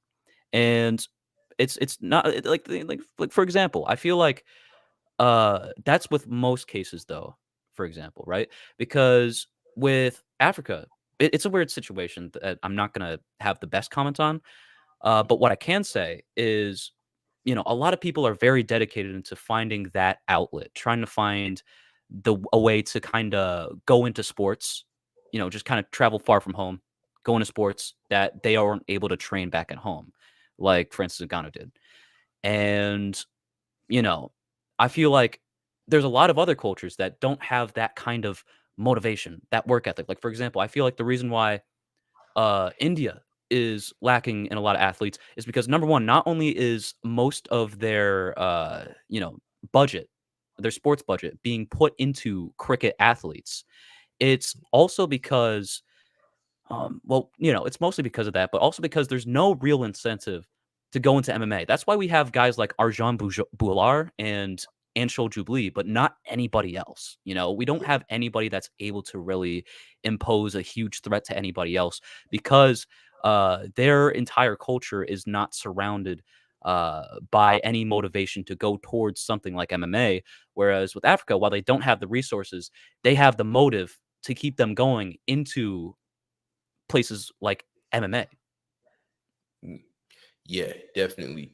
I think, Africa, they do have, because it's even the way we talk about Africa is kind of, because I do it myself, but there's 50 something countries in Africa. There's plenty of places that are developed. Like when I was growing up and I was told my parents, like, I'm going to get in MMA. It's like, what are you going to do? You're going to go fight right in the cage? Like, what are you talking about? So it's kind of looked down upon a little bit in African cultures. Until we got guys like Francis, until we got guys like Israel. Now it's like, oh, like, dang, that's a prestigious thing. Like you can do that, So I think it's a matter of time before those fighters start coming over, and it's going to be very, very interesting once they do. But I wanted to segue into, so you got Dricus winning the fight. No. Oh, you got Israel?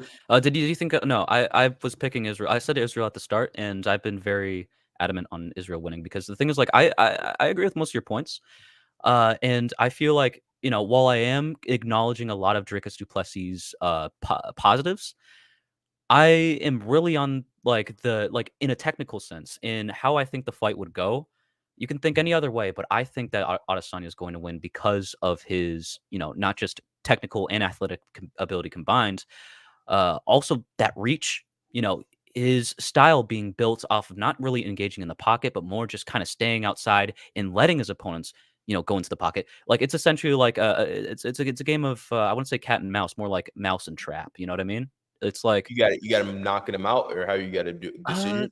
I feel like it's gonna go similar to how like how the Robert Whittaker fight played out. It's like I Yeah. feel like Dricus Du Plessis is gonna get a little bit cocky in like the earlier stages of the fight, get dropped, probably survive that, but then get dropped again and not survive that. It's like when of course I feel like Dricus Du Plessis has a very untested chin because he did get knocked out by that one guy on the regional scene, but that shouldn't really reflect what he's got going on right now, like what he's going to do leading into this fight, how he's going to defend himself. Like, for example, how, we looked at Sean Strickland because a lot of people were like, oh, Israel Adesanya is going to dismantle Sean Strickland, et cetera, et cetera. Maybe Dricus Du Plessis could do something to kind of, remove that factor like Sean Strickland did and make something unexpected happen with Israel Adesanya. With that said, Adesanya could actually do the exact same thing in that sense. Maybe he learned from that. Maybe he was like, "Oh, you know what? I'll get a few tricks out of my bag and do this or do that." Et cetera, et Well, cetera. last time he lost, he came back and knocked the guy out, So I think it's going to be similar. I got him winning by 3rd round head kick knockout. Head kick. Yeah. Okay. No, Okay. let me see. 3rd round knee, some type of knee. I think And he's actually a good pick. But I would say like, ooh, you know what I'm thinking? Like a 1-2 into ground and pound. That's what I'm thinking. Adesanya 1-2 Yeah. like how you did Paulo No, Costa. not like Pereira, because Pereira was able to kind of corner him. I feel like Du Plessis is not really going to be able to have the chance to corner him. Adesanya is going to like really lean into that 1-2 and then follow him to the ground with hammer fist or something, Yeah, I could see that. Yeah. I could definitely see that. You definitely got an eye for fighting. So you play chess or anything like that? Because most people Oh, don't no. really understand fighting. No. My family plays chess, but I am one of the few people that are just like, no Yeah, to chess. because it is like if you've never fighting is literally a chess match, and for most people they don't understand and they don't really get what's going on. But you caught on to the fact that Alex Pereira was cornering Israel, and he actually corners everybody, and he knocks most people out when their back is against the cage. It's there's certain moves that you can do better in certain positions in that cage. For example, if you're on the cage and if you have your opponent on the cage, flying knee is the perfect time to throw the flying knee if their back is on the cage. Throwing the flying knee out in the open is nowhere near as effective as throwing it when someone's back's in the cage. There's like things like that, but that's why I love the game, because there's just so much going on. There's so many different things. But one more thing I wanted to ask you was so what was the best fight you've ever seen that was like just blew you away? Historically, or are you talking like, fights I've watched live? Either one, just whatever Oh, fight. It okay. could be Muhammad Ali, it could be any fight. Gilbert Melendez versus Diego Sanchez. I think Oh that's yeah, that was a good fight. fucking awesome Gilbert fight. Melendez. Yeah. Just a brawl. Is that the type of fight? That's the type of fight you like to see? Oh, I love it because like they just throw skill out the window. They're just like, fuck this shit, and just go and try and beat the shit out of each other. It's so fucking cool, dude. It's so So awesome. you like to see the will of a fighter I do more than because it skill. kind of doesn't really like I feel like you look more at the will. I look a lot at the skill. And what really fascinates me is whenever the will prevails. And I feel like while it didn't inherently prevail, well, it did kind of prevail for Gilbert Melendez, but Diego Sanchez just was in there to fight till the end, even though he had this massive gash on his forehead. He didn't give a fuck. Just try to kick Gilbert Melendez's ass, dropped him in the 3rd round. Shit was insane, and then just continued swinging until the end of the fight. It was crazy. Yeah, I agree, and that's how I'm gonna fight going forward as well. Because Mm. my main thing is obviously I want to win every fight. I'm gonna be fighting for the next 5 years for sure, probably the next 10 years. But as a fighter, I want to put on just incredible fights for the fans and the people watching. So for myself, you're probably gonna see a couple of brawls. You know what I'm saying? But it's a balance because you don't want to get a bunch of CTE. Fair enough. You know what I'm saying? You don't want to get damaged. But Diego Sanchez, shout out to him as well. He actually started following me recently as well. It's a trip because guys that I looked up to and were watching when I was a kid, they started following me, like Diego Sanchez, Mark Hunt, Tito Ortiz, guys that I was watching and like, damn, wish I could be like these guys one day. you know. And then you meet them in real life. They're just regular people, but they're just badasses, you know. But for me, I don't really care about meeting any fighter. Only fighter, because I've met these guys, you know, they're just regular guys. Sometimes they're scumbags. You really never know. The only fighter I want to actually meet is Francis Ngannou, just because I feel like he's just an incredible guy, super cool guy. He's fighting PFL October 19th, I believe. Yes, sir. Against And Henna Fahea. yeah, Yes, Henna sir. Pereira. Who do you have win that fight, and how do you think it's going to play out? You know, Francis is in an interesting spot coming off of that knockout loss to, you know, AJ.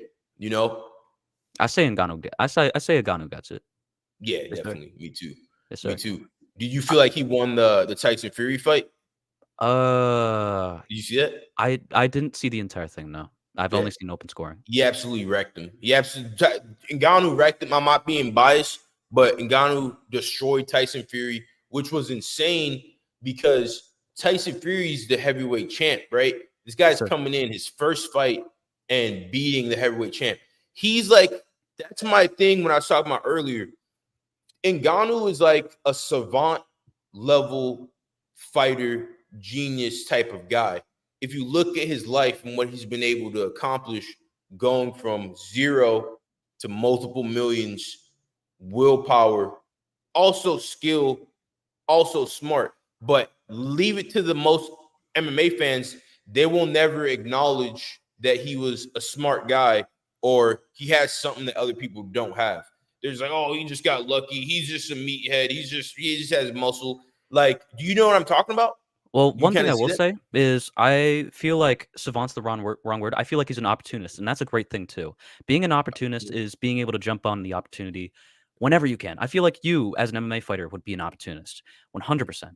And you know the way that he's been able to utilize it with his knockout power, stuff like that. He's been able to make a name out of it for himself. You know, he knows what he's worth, and that's why he's kind of branched out into boxing, for example. And you know, very much an opportunist. He knows what he's worth. He knows who he is, and that's what's so great about him is he knows, you know, that the UFC just can't hold him to that standard. He is Francis Ngannou, not Francis Ngannou, the UFC fighter. He is Francis Ngannou, the fighter. You know? So the reason I say he's a savant is because, all right, you've done jiu-jitsu, right?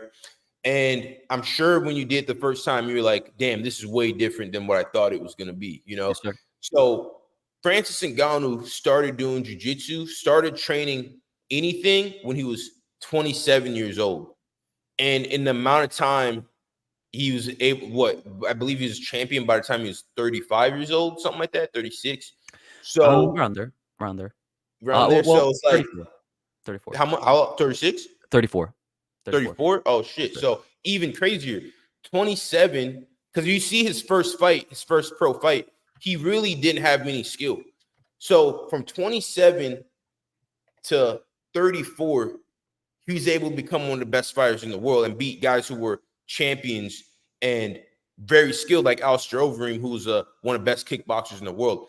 So it's like in his own game. So that's why I'm like, damn, this guy's a savant, you know, because when he fought Cyril Gane, he had broken, torn ACL, MCL, PCL, going in there grappling Cyril Gane, fighting out of leg locks.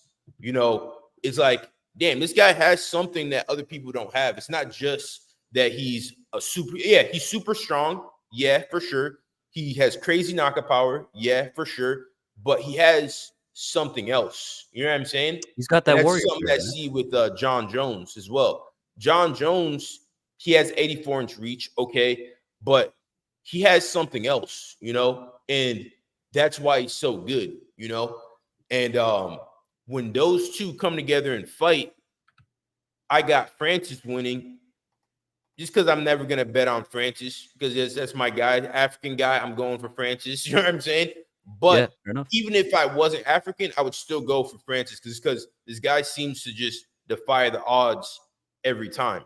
And the guy he's fighting in PFL is no joke. That Renan Ferreira, the guy's huge, knockout artist. You know, it seems like for you, I respect you because you're not just a UFC stan. You realize that there's other great fighters outside the UFC. You know, Yes, sir. in LFA, lot of the guys that come from the UFC come from LFA.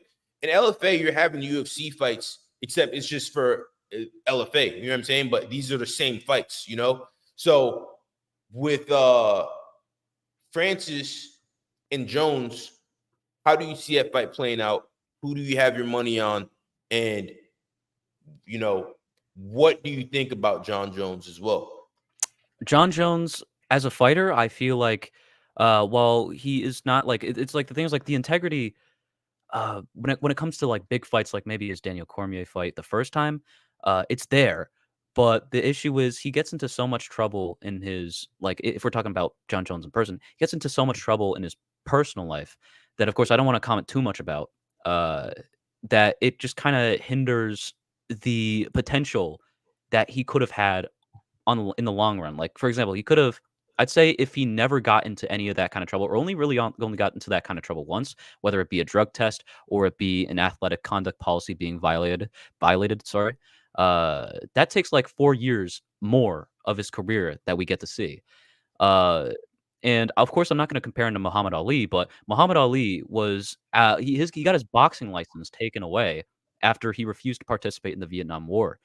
We didn't see that version of Muhammad Ali we could have been seeing, because of these instances, which is what makes John Jones very like it's like not only does it make him what if, it makes him great. But at the same time, it's like honestly, if you want me to tell you how the fight would go between him and Francis Ngannou, it'd be, I feel like Francis Ngannou, honestly, he's a decent boxer. I feel like the issue is, you know, his ability to keep it on the feet with John Jones. I feel like John Jones would be able to trump Francis Ngannou. And I know Francis Ngannou, look, he proved to have really good wrestling against Cyril Gane, but it all comes down to who's the best at it. And it's definitely John Jones. And now, if you were to say, like, how would it go if it were on the feet? John Jones has not been known to be the best boxer.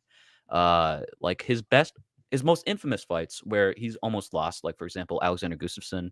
Well, almost is kind of in quotations, but anyway, like where he's almost lost, but Alexander Gustafsson, he arguably lost the Dominic Reyes fight. You got those two fights. The main problem was his boxing, and sure, Dominic Reyes got some really good stuff outside of that in the kickboxing range. However, what really caught John Jones off guard was that boxing.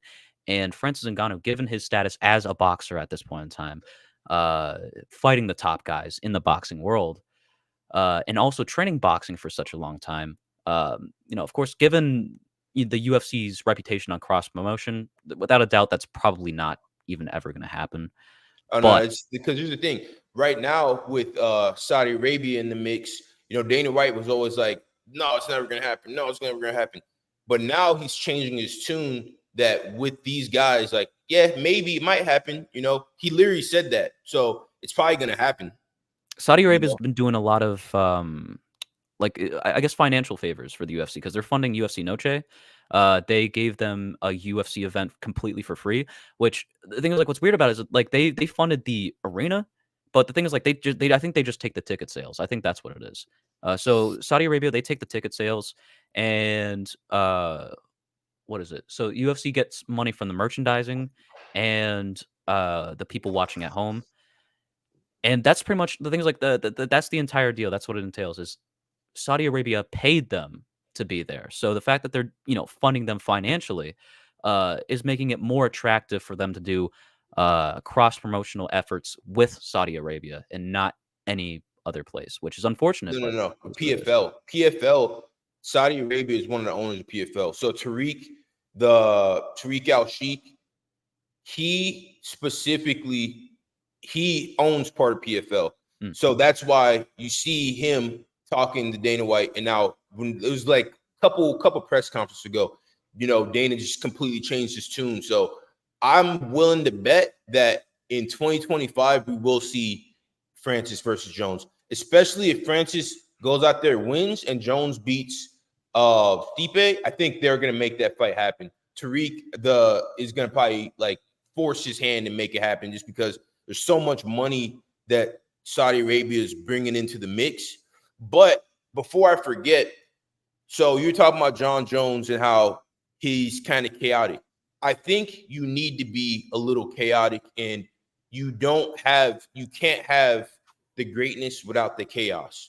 Well, Because I we mean, the see thing is, like, you can have the chaos, of course, but I feel like it should be relatively moderated in the sense that you don't, for example, like, do the crimes that he's done, which I don't, of course, you know the crimes. Like, for example, no, he for sure. did No, you wouldn't, like, I feel like if you wanted to channel that chaos, you wouldn't want to do something like that where you run over a pregnant lady, for example, or no, for sure. I'm yeah, not condoning that at all. The okay. problem is he's not when that situation happens, he's not like, all right, I'm gonna go hit a pregnant lady. Mm. It's more of you're impulsive and you're taking big risks that you shouldn't be taking. So with that personality type, I think, not to say that's the only way to be great, but I've noticed you see Vincent Van Gogh, right? You see Conor McGregor, right? Which he's, you know what I'm saying? He's doing all types of crazy stuff. You see Michael Jordan. Michael Jordan is insane. You know what I'm saying? Like, he's holding grudges from 20, 30 years ago. You see John Jones. You see, Anderson Silva never really had like a lot of chaotic things, but it seems like for the people who were really that, next level super elite, typically they have some type of thing like that, Not to say that, like you need to be crazy to be that good, but it's just something that I've noticed, in the game is like, John Jones, reckless guy, Conor McGregor, reckless guy, You also got Francis. Georges St. Pierre. You got Demetrius Johnson, who are not chaotic, and No, they've for been able to sure. control their emotions, Definitely. and they are great in themselves. Like not the greatest, maybe Definitely. potentially they are in the conversation of the greatest, but Mm, maybe not the greatest per se. However, they have been up to par with the most definitely. greatest since you know, yeah, So it's just like 1,000%. I agree with that as well because it's you subjectivity. don't say again. It's subjectivity. Like I Yeah, feel like John Jones needs to tune into that, but Demetrius Johnson, he didn't need to. Like it's different per person, I guess. Yeah. that's very true. That's Okay. very true. Yeah, that's a valid point. Yeah, I don't like seeing fighters self-destruct, so I definitely agree with you there. So, tell us what projects you got coming up next? What you got going on? I actually have a show in the works. Or I wouldn't say like a show, like more like kind of like it's kind of like what I've been doing. Like if you see like right there, like the biggest fraud check in UFC history, this UFC fight was supposed to be rigged.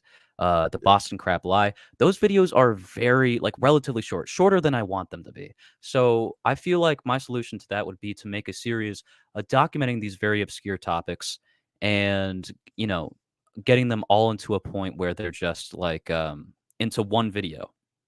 And I'm gonna Yeah, call that chopped liver, which is basically like, I'm gonna have all these chopped segments of like that span from 1 to 2 minutes. I'm gonna have like 5 or 6 of them, and it's gonna be like, around like 8 to 12 minutes, somewhere yeah, around that margin, and it's gonna be good. It's gonna be good, man. yeah. Chopped liver. So, real quick, just so everyone knows who you are, I'm gonna click one of your videos real quick. We're just gonna get a couple seconds of it. We got the Kevin Holland fight right here. So you Yes, guys sir. go check out Is it uh just me, or on whenever the Kevin liver Holland MMA. fights as of recent, you notice that something? Yes, sir. Check out on the liver MMA. He's killing it out here, putting in mad work, putting out Appreciate it, man. great content Thank you. regularly. Are you posting every day, or how often are you posting? Well, I try my best, but usually like I can post every day, but like it's relatively inconsistent. Like if you see like you're looking on because like the thing is like if you see like in my newest videos, for example, I took a large gap in between, but Yeah, that's not usually how I go. Like usually it's like I upload a lot more than that. Like there was a time where I uploaded like 3 times every week, maybe 4. And that was when I was really, really, in tune. And I feel like with this newfound motivation, I'll be able to post a lot more. And thank you, Omen Black and White TV right there. I appreciate it. And so because there's a lot of YouTubers in here as well. Like Omen, he's a MMA content creator as well. oh, okay. So let me ask you this: how right now? So your biggest video recently, the Alex Pereira one that just happened, over 100K views. Yes, sir. What are you doing? Because you said you started YouTube like maybe like 6 months ago, right? Yes, sir. Or however long, right? Yes, sir. So a lot of people, they've been on YouTube for years and they don't get the amount of success that you've gotten in that one video. So was it just luck? Was it just timing? How are you consistently obviously your content is good, of course. Like, but if we look here, you know, the video you posted earlier today or yesterday, almost 10K views. The one from the other day, 120K, you know, consistently doing pretty good numbers here. So what is it that you're doing? And is there any tips you can give us to get better at YouTube as well? Well, you know, I feel like with a lot of people, you're gonna really want to like. Here's the way that I feel like a lot of people would want to do it.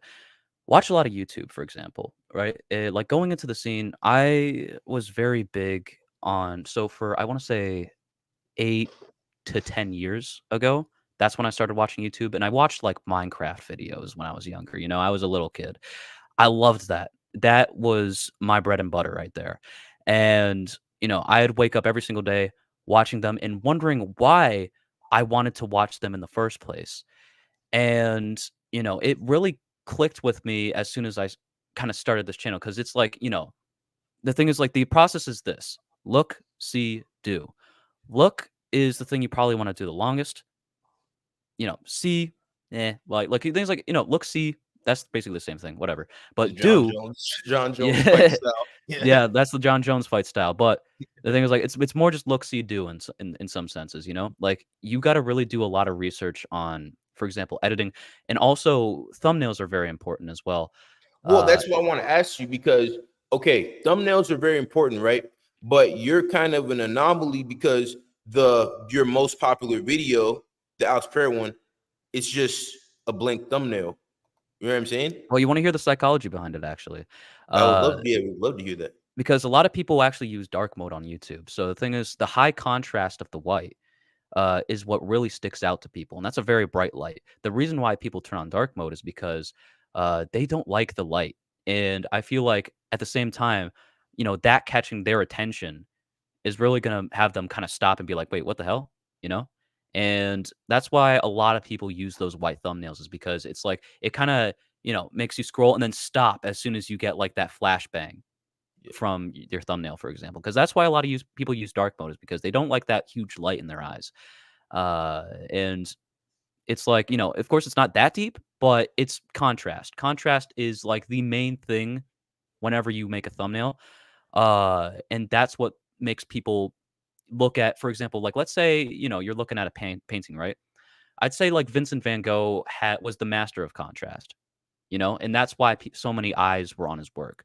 You know, a lot of older works were a lot really dim. Like, I'm not saying Vincent van Gogh, but like, you know, if we go all the way back to like the 1600s, they were very dark, very dim. But nowadays, we're very like, we need to get something like a brighter color out of something to make us look at it. Like, for example, like, you know, neon signs, you know, you see, you know, pop culture paintings, for example, like Andy Warhol back in the day, very high contrast paintings.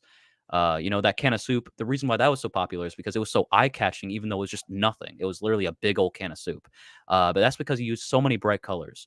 And that's been a cultural phenomena for the better part of 5 decades. And I'm just contributing to that with this kind of psychology.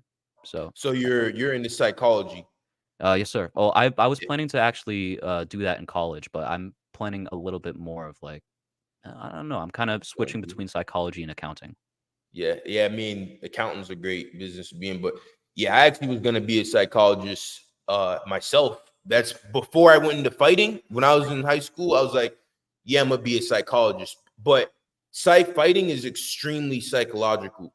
You know, I switched over just because I love fighting more, but you know, I'm very into psychology and the psychology you're using in your videos itself, from the thumbnails to you're very good on the mic, you know, you're cohesive the whole entire time. You kind of listen to it the whole time, you know, no problem.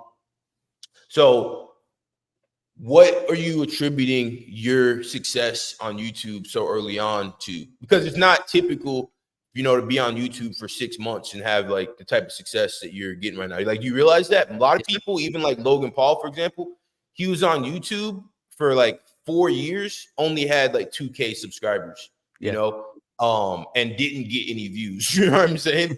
So it's like, you want to hear the secret? what is it that you're doing? It's not luck. Clearly you have skill, right? So what is it that exactly that you're doing? That is it? I did Minecraft videos when I was a kid. Say again? I did Minecraft videos when I was a kid. Minecraft, and then shout out to Minecraft. I actually just shout out to Minecraft. Hey, look, if you play Minecraft, you can be a good YouTuber. That's the story at the end of the day. Yeah, literally just started playing. Yeah, bro. But look, I had that YouTube experience back in the day. I've never done something as ambitious as what I'm doing now. However, it was like something as simple as like, oh man, I just did Minecraft videos because I love doing it. It was so fun, just like playing with my friends, just doing all this stuff. Like, we'd build like a house, something like that, whatever. We'd do like a let's play. We'd do like mods or something like that. We'd put new stuff into the game. And that was pretty cool. But like, yeah, no, dude. I started off with like Minecraft, Terraria, Roblox, like all those old, retro, or not retro, but like those old games that just kind of brought people together in that sense. And that's, the kind of stuff that I liked. And, now that I have more of a focus on MMA, I think I found my calling when it comes to content. And that's why I've been doing so well, is because I've locked in and I understand what I'm doing. Whereas when I was doing Minecraft videos, I just partially understood how the algorithm worked, but the problem is I didn't know how to get people to watch my videos. I didn't know how to get people in that same headspace of, this is good to watch. And now I have more of an understanding of that, and of course I'll learn a lot more as time comes around. But definitely. I found my man. You're definitely in the perfect zone and the perfect time. Like, I see you in 10 years being like Penguin. You know Penguin? Or his name's like Penguin Zero. Penguin Zero. Yeah, Moist that Critical. dude. Hell yeah. Yeah, exactly. Moist Critical. I see you being like millions of subscribers, killing it like that. Where do you see yourself in 10 years from now? If you're gonna be on YouTube or doing MMA, or what do you see yourself? A lot happens in that 10 years, trust me. Probably a full-time job. Full-time job, yeah. Yes, you rather work for somebody than like doing your own thing? Well, I feel like this channel actually might bring in a few opportunities for some journalistic outlets. Like, for example, stuff that maybe pays like 6 figures and above. So I feel like if I can jump on that chance whenever I can, like, for example, like I could maybe get like, say, a job opportunity at like MMA On Point or something like that. They could probably pay well. Yeah, 100%. Yeah, or like ESPN, something like that. Some broadcasting network I can probably work for, Yeah. Oh yeah. I can easily see you in there. But yeah, man, we could talk MMA all day. So with psychology, because I'm actually very into psychology, I actually want to go down that part a little bit. So for myself, I like guys like Marcus Aurelius, Friedrich Nietzsche. Actually, one of the first episodes on this podcast talked about the will, the power. And that's why I talk about, like, I feel like the will is just kind of more important than the skill, because of the will, the power philosophy. Are you familiar with that? Yes, sir. So for myself, the most interesting concepts right now that I'm going over actually is the will, the power, and the idea of, what I see in society right now is like, when I was a kid, people are becoming weaker and weaker and weaker. And I think that's why MMA is blown up, because people want that primal feeling. People want everything so neutered and everything so bland in life, that what Friedrich Nietzsche talked about in The Will to Power, the theory of the modern man, that's basically just a neutered, depressed, weak guy. I see that in society. And I feel like that's why MMA is blown up, and people are starting to train again. And people are actually trying to like go backwards. So you look at back in the 80s, guys had testosterone, muscles popping out, shit's blowing up, the Rambos killing everything. That's what we need to get back to. Do you feel like Friedrich Nietzsche's ideas of, that super depressed man in the world of power, with how we see, especially in the Midwest, people who are so indulgent in pleasures, getting fat, these things, getting depressed, never putting themselves in these hard situations, which you experience day to day through training. Do you feel like the things Friedrich Nietzsche was talking about are coming to light and becoming true? I feel like I actually have a different one that actually touches into that a little bit more, Yeah, but it's more like I feel like definitely there's been a vast change. However, I feel like that's been attributed to the, accessibility of the internet, for example. In the 80s, what we saw on TV was the best of America, or maybe the worst, but also the best. We saw the best and the worst of America, or we saw the best and the worst of the world.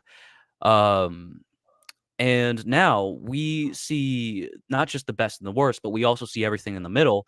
And sometimes that can, border mediocrity, that can border uh, insanity, that can just do everything of the sort, And that's because we have so much access to media nowadays that we didn't have before.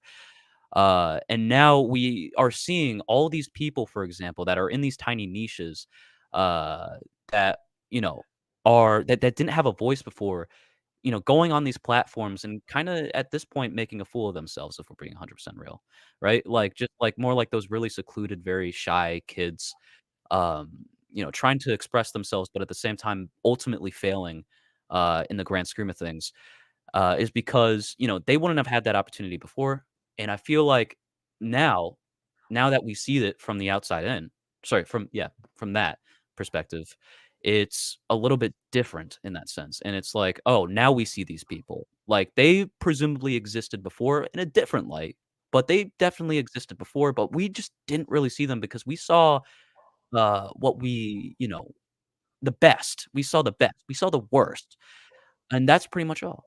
We yeah, never it's saw a valid, mediocrity. very valid point. What philosophy are you very interested in right now, or what really speaks to you, in philosophy You know what? In regards to philosophy, I have not hit a or psychology? particular or Like a psychology. Okay. psychology, philosophy. For me, if we're talking about psychology, as far as MMA goes, Maslow's hierarchy of needs, I think, is very fascinating when you look at Maslow's hierarchy of needs and MMA. We take Francis Ngannou, right? Francis Ngannou has climbed through all of the ladders, and now is in this plane and is in the thing of self-transcendence and self-actualization. I believe he's already self-actualized. Now he's like trying to self-transcend. And not many fighters ever get to a point where you transcend. Like someone like Ali, Muhammad Ali, he hit that point of self-transcendence, or maybe even Bruce Lee, you could say, Mm. potentially. I feel like there's no fighters like Ali, but Ali, out of the 20 most watched things on TV ever, Ali was in 10 of them. So the Maslow's hierarchy of needs, I feel is so valid and so true because you can just see it in MMA. You know what I'm saying? Yeah.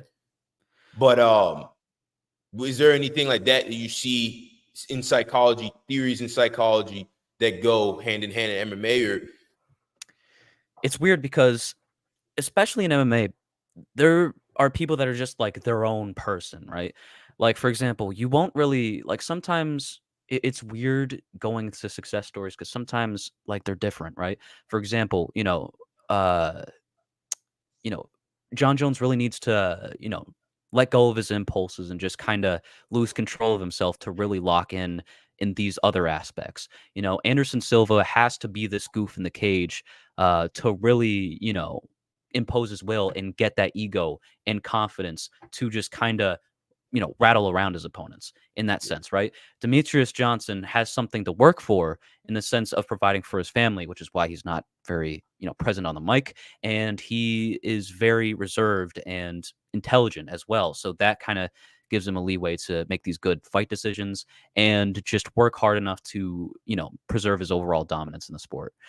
And like the thing is, like, there's various other things, and I believe various psychologies, but it's very hard to tackle one to describe a fighter. Like a fighter is a jumble of a lot of things, and I feel like it's very hard to just pinpoint one thing about a fighter that every single fighter has aside from lacing up the gloves and, doing their thing.